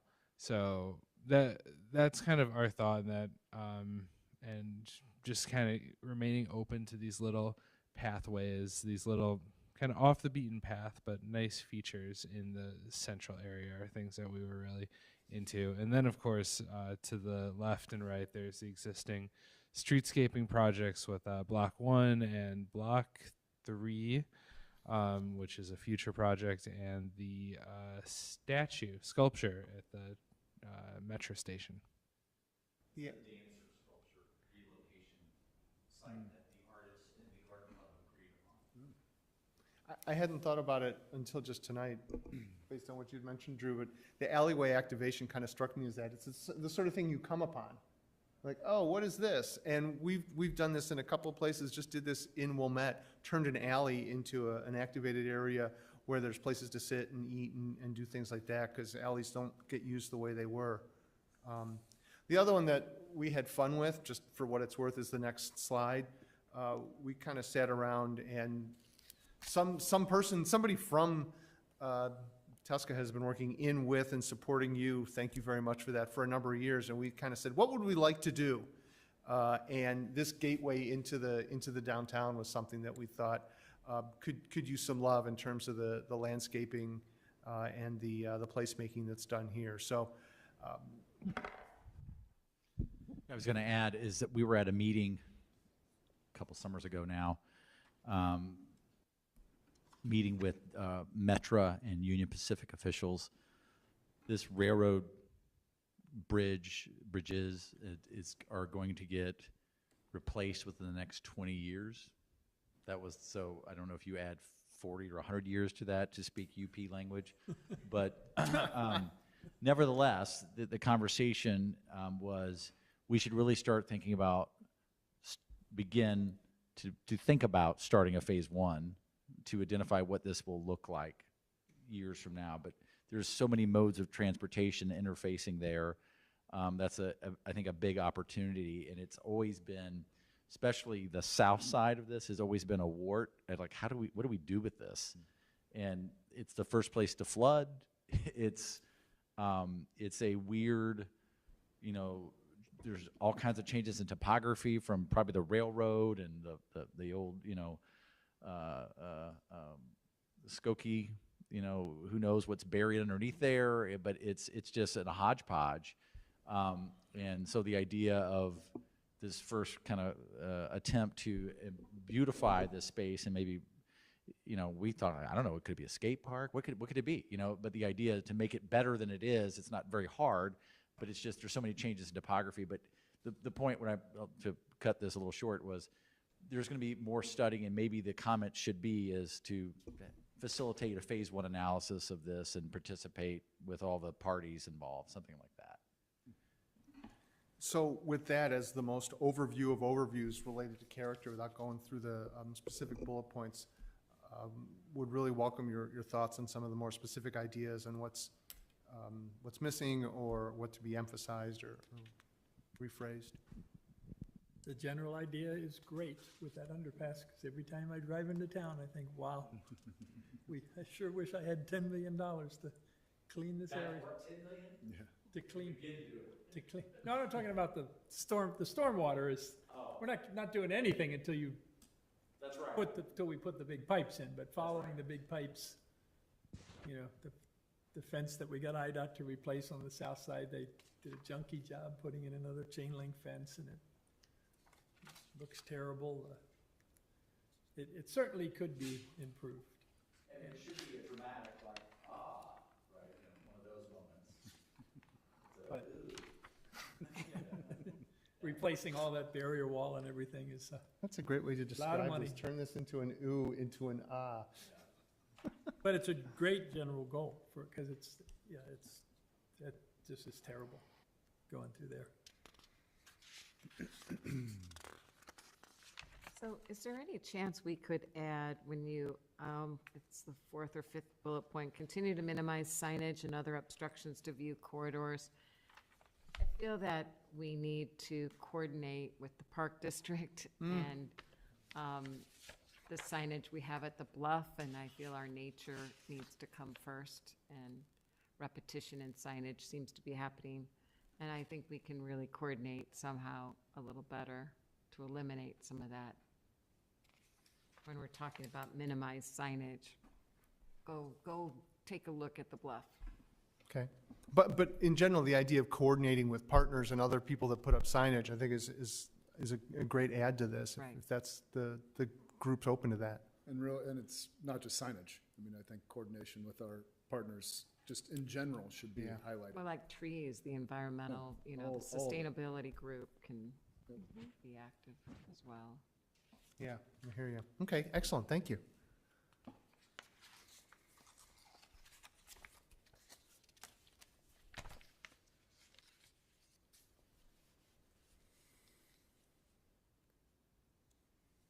I don't know why these are so washed out when the PDF got made. Apologize for that.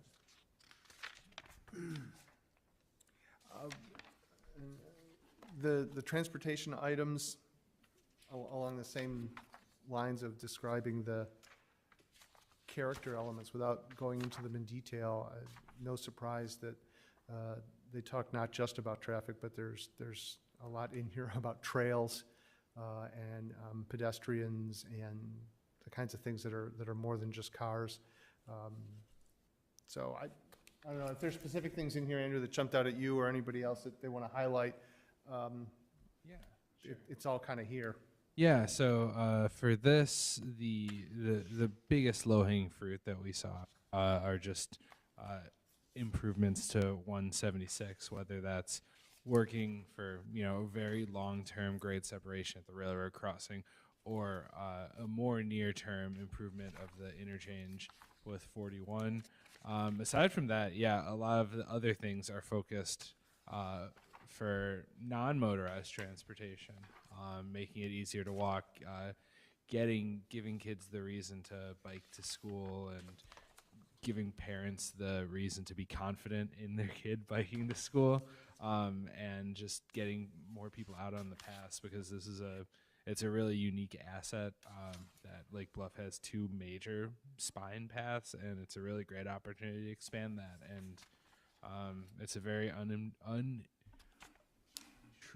type of infrastructure, because you don't get a lot of noise from people biking. It keeps kind of the peaceful, tranquil vibe of Lake Bluff going. And this section in the full text, maybe more than some of the others, we were kind of specific in terms of where these things would happen, and there's a graphic in there about what they might look like.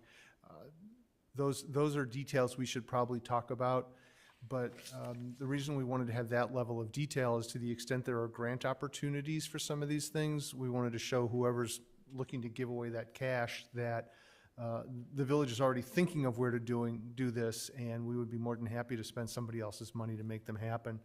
Is a big part of the reason for doing that. Also, to the extent it's part of the village's long-term capital, or to coordinate with partners. Again, Mr. Chair, to your point, that we're sending the message out that these are things that we're looking to do, and we're looking for partners and partners' money to help us do it. What's an Go ahead, Deb. What's an example of micro-mobility options? So glad Let me you turn asked. to my micromobility expert.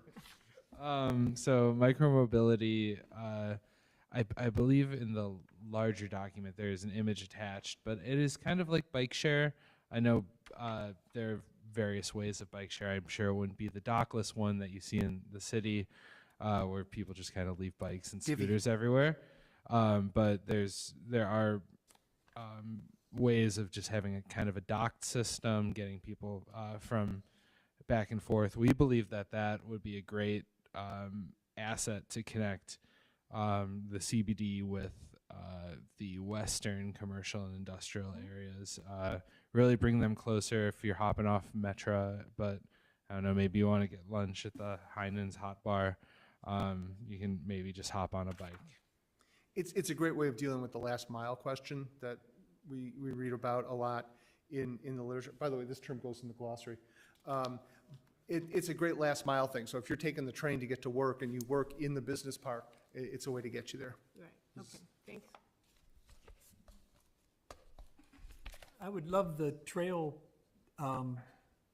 discussion to differentiate between our paths that allow bicycles and pedestrians versus the path system that only allows peds.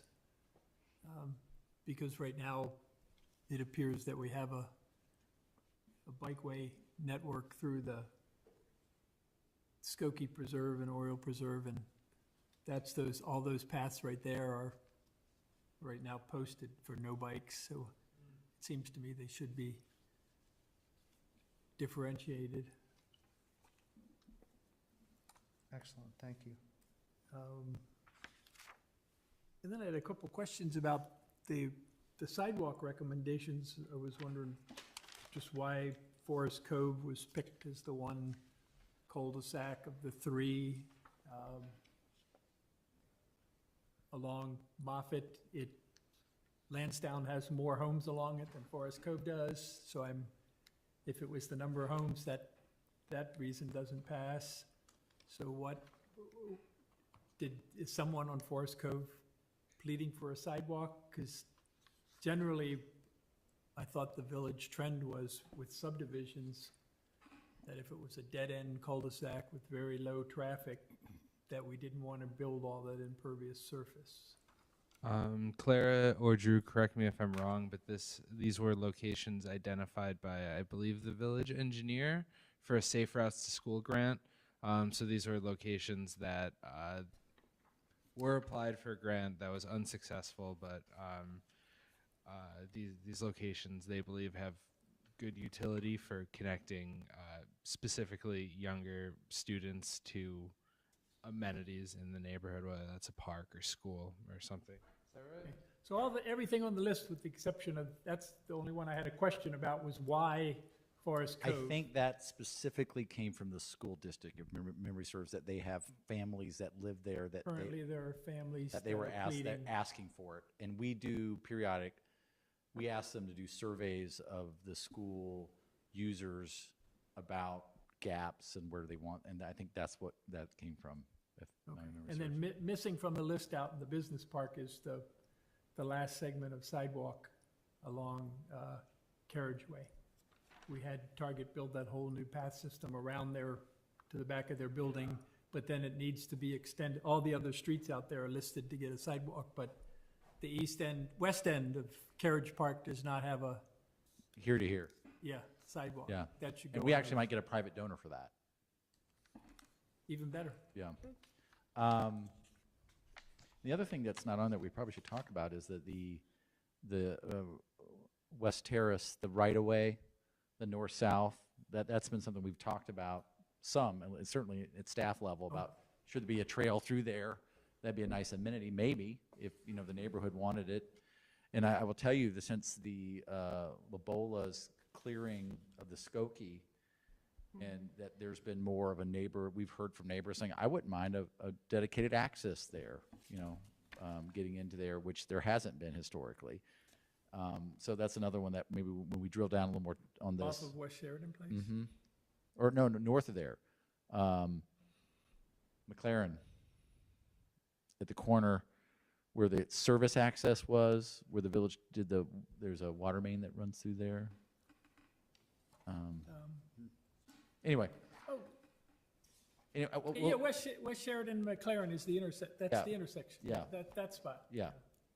So anyway, we can bring you a more specific a map. That'd be another good visual aid for you guys to see and make the distinction between paved, like as to George's point, but we can show you some other areas that probably should be on here that you guys can talk about and respond to.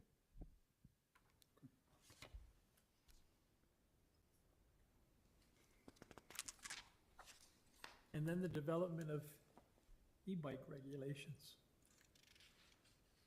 It will only be a matter of time before we face our first death in the community, if we haven't already.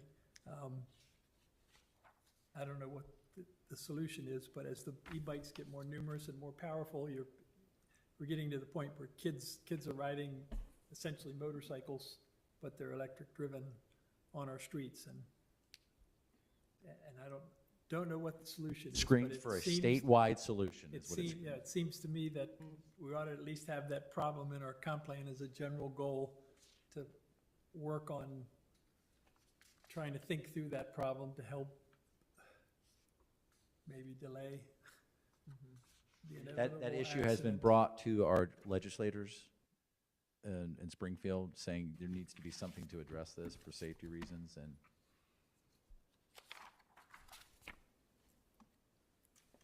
it may be just considered a North Shore issue. I'll say that.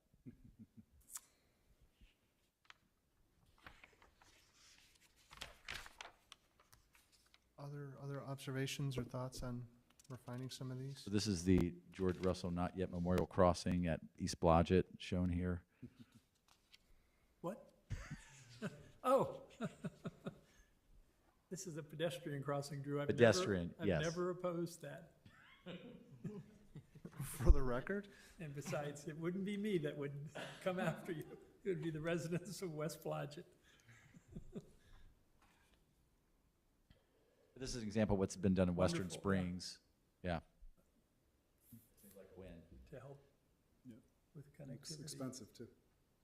Rather have it on Green Bay connecting to our elementary school, though, before we did it here, but, I mean, just in terms of priorities, with all the kids. Tried that once. I mean, as you know. that's a nasty curve, even with those lights, that's a nasty curve. Kids crossing Green Bay going to the elementary school, and it would, that would come first, in my view, before putting a crossing. At in. West Washington? At West Yes. Washington or at 176 in Green Bay? Or both before this? Green Bay, at least 176 in Green Bay is controlled with lights, and there's crossing guards there during heavy use, but there's any off hours at the curve at West Washington with the traffic coming, especially southbound around that curve. I'm afraid the kids are now gonna rely on those lights, push the button and start walking, and, you know, the car's already around the curve before you can even see the flashing warning lights. That would be by, an added recommendation is a pedestrian, Even visibility, if you're Tunnel there. going eastbound on West Washington onto Green Bay is pretty poor to see southbound traffic, even as a driver, right? So I think that particular intersection could be easy to add improved things to the list. significantly. The only thing I think you would have trouble maybe doing would be getting the ADA element, getting there on the east side of that. There's a little, I mean, the village owns some space there. Village but owns that lot there on the corner, Oh, and I mean, looking at how much they take to ramp down, it's tough. May have to be shoehorned in there. Or with a lift, only makes with it a more lift. only makes it more expensive, Right. another So- $5 million. But we can add that in there. I know we can add that. Okay, you got that one? All your questions, young man, is money. Our last plan theme relates to economic development. We've talked often about the business districts in the village and how they're unique. There's a regional one and there's a local one, and that's actually a very interesting dynamic in town. And the economic development notions that are in here are about identifying the ways to keep both of those strong so that they can continue to generate revenue for the village and generate quality of life for its residents. That's really what economic development is about, is generating quality of life for residents. And that's what these things kind of look towards. This idea of modernizing the business park is not really just about the village doing it, but is to allow the property owners to keep up with changes. The business park is doing great now in terms of its generation of revenue. And so the idea of being in touch with these property owners is part of this and understanding what their needs are. The second one that talks about partners, but talks about identifying opportunities for food service to be part of the train station and recreation area, just because food attracts people. Don't know why, just does. I do know why. And then the idea of continuing to incorporate economic development into ongoing strategic planning.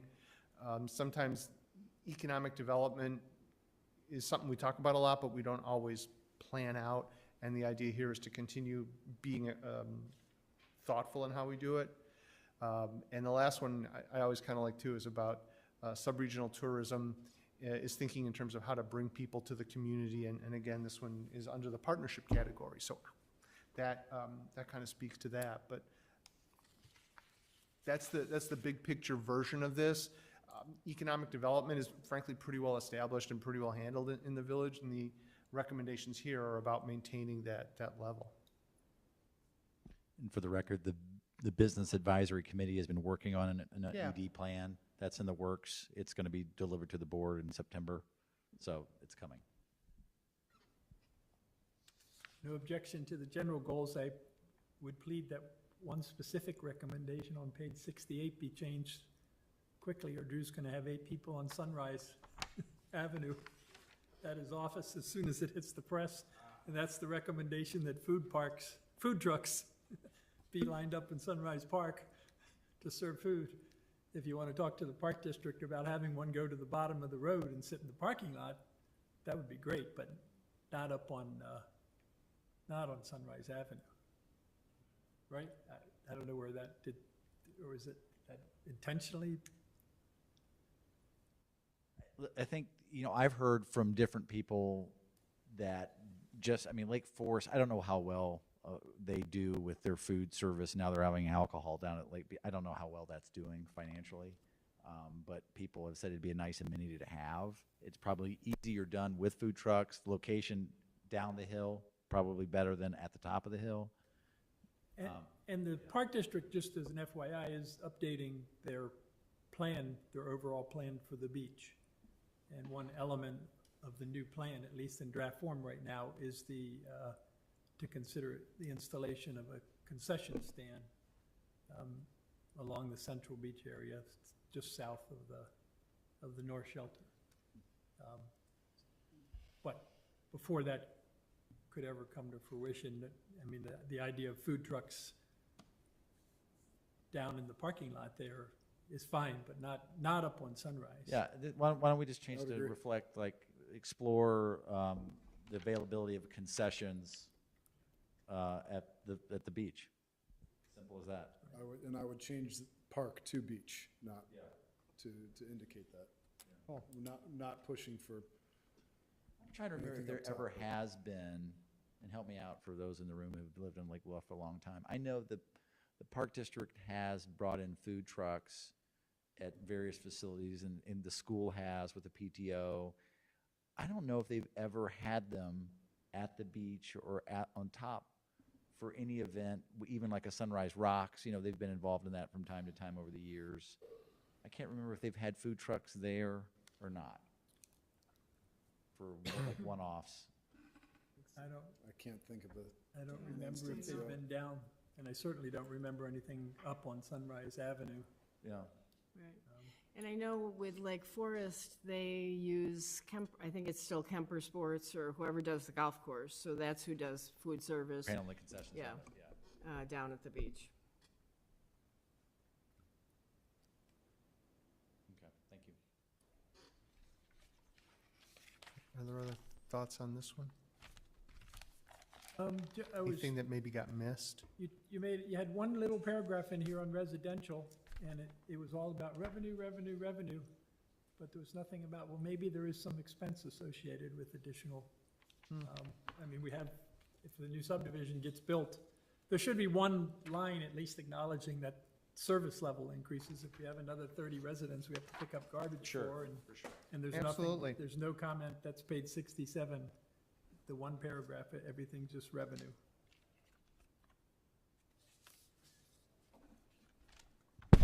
Great, good add. Others?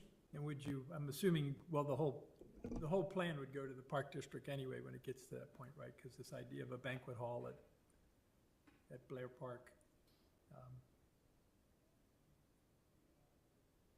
We New would to certainly me, call a it, we would banquet hall certainly, at Blair?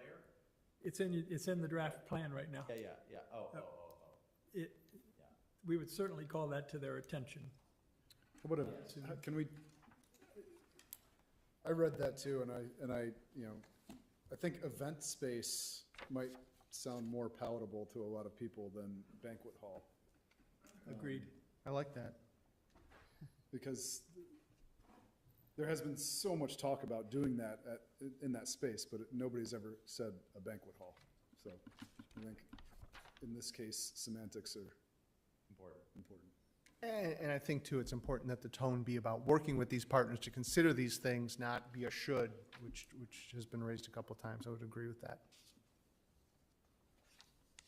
And the tent has been that, right? It is, yeah.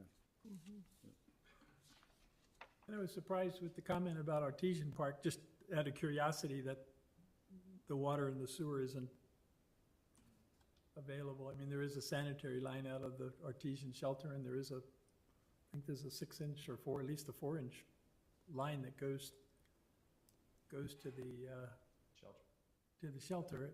And we went out of our way to say that the sanitary and water is inadequate, and I'm just wondering where that came from.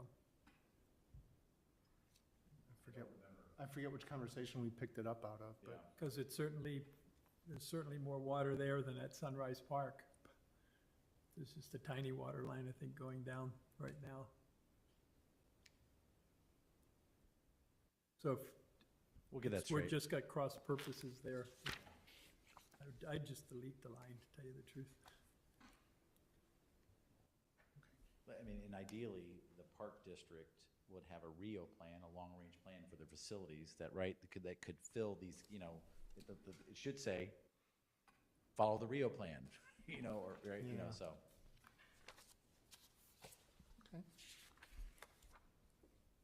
And then just now, is this basically the breadth of the plan without The all the? chunk of the plan. So there's more chapters coming? Yeah, so these are just, this is specifically the preliminary recommendations. So these are the things that we want your direction on refining and advancing and moving forward with, which we got tonight. There's an introduction, and there'll be a summary about the existing conditions. There'll be a summary about the public engagement, just so that there's context of where the plan came from. And then there'll be a chapter after this about implementation, which will, attach priorities to some of these things. Okay, But so this is a big chunk of it. So there will at least be general recommendations about the village's drinking water system and the village's sanitary sewer system, pursuing improvements to those two, very critical. I mean, I think I read the word wetlands 100 times in these 60 pages, but there's not one word of reference to two of our most important infrastructure systems in terms of continuing to pursue improvements, because we certainly need to, especially the sanitary system. Anyway, it should be in here somewhere as a goal. I would say the entirety of village infrastructure. Why limit it to just the pipes? We've got other things that. Right, well, we did talk about the stormwater system, but. That's true. It was the two elements that were missing. And I know the current plan has a couple I was pages. thinking about that, how the current plan, just thinking about that, how it reflects. And certainly public back then, infrastructure. things were in much worse condition all the way around, and we had specific suggestions. Okay. But- Well, and yeah, if there are other things that are missing or that are in the current plan that we should definitely include, we will. And if there's a chapter that needs to be added specifically related to infrastructure and facilities, we can think about that. But these were really It doesn't really need to even be a chapter, just two general goals. We can find a spot. We'll find a spot. We'll find a spot, yeah. And if there are other things that you all think of, we'll certainly add more of that. The next step that's not on here is that we're going to take the comments and the recommendations in your direction for changes and refinements and additions, and we're going to summarize them, and we'll get them to you. We'll also get you a large version or larger versions of the land use map that you can take a look at. And I would suggest to you that in terms of a follow-up discussion, that maybe it's the detailed review of that map and the confirmation of the changes from tonight that we'll summarize for you, that you confirm those at another discussion, and we'll keep going. Okay. And if there are, to our original ask for tonight, if there are comments, wordings, typos, whatever's in there that you're like, what does this mean? If you want to make a list of terms that you circled in here as you went through that need to be in the glossary that we've abused with jargon, please let us know. But other than that, if there's any other questions or general comments, we're glad to be here to talk about them. But I really want to thank Andrew and village staff for just a ton of effort into this to make sure that we touched on a lot of things and made it as specific to the village as we could, and for all of you for your time reading it. It's what makes a better plan. So, Mr. Chair, I thank you for your time and your attention. Anything else from members present? No? Anything else Good job. from Member Sorensen? Okay, anything else from our audience? No? Okay.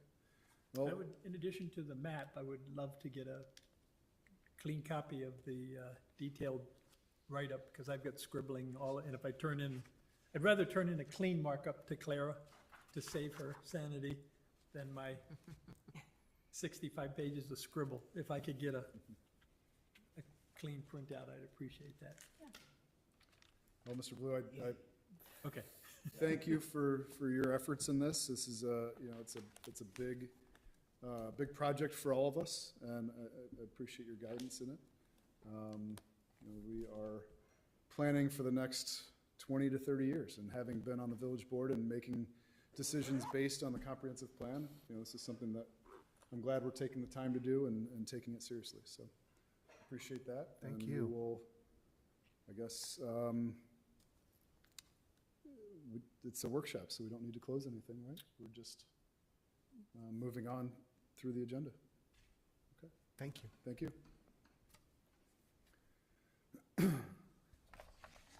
Agenda item 4 is a staff report. Anything?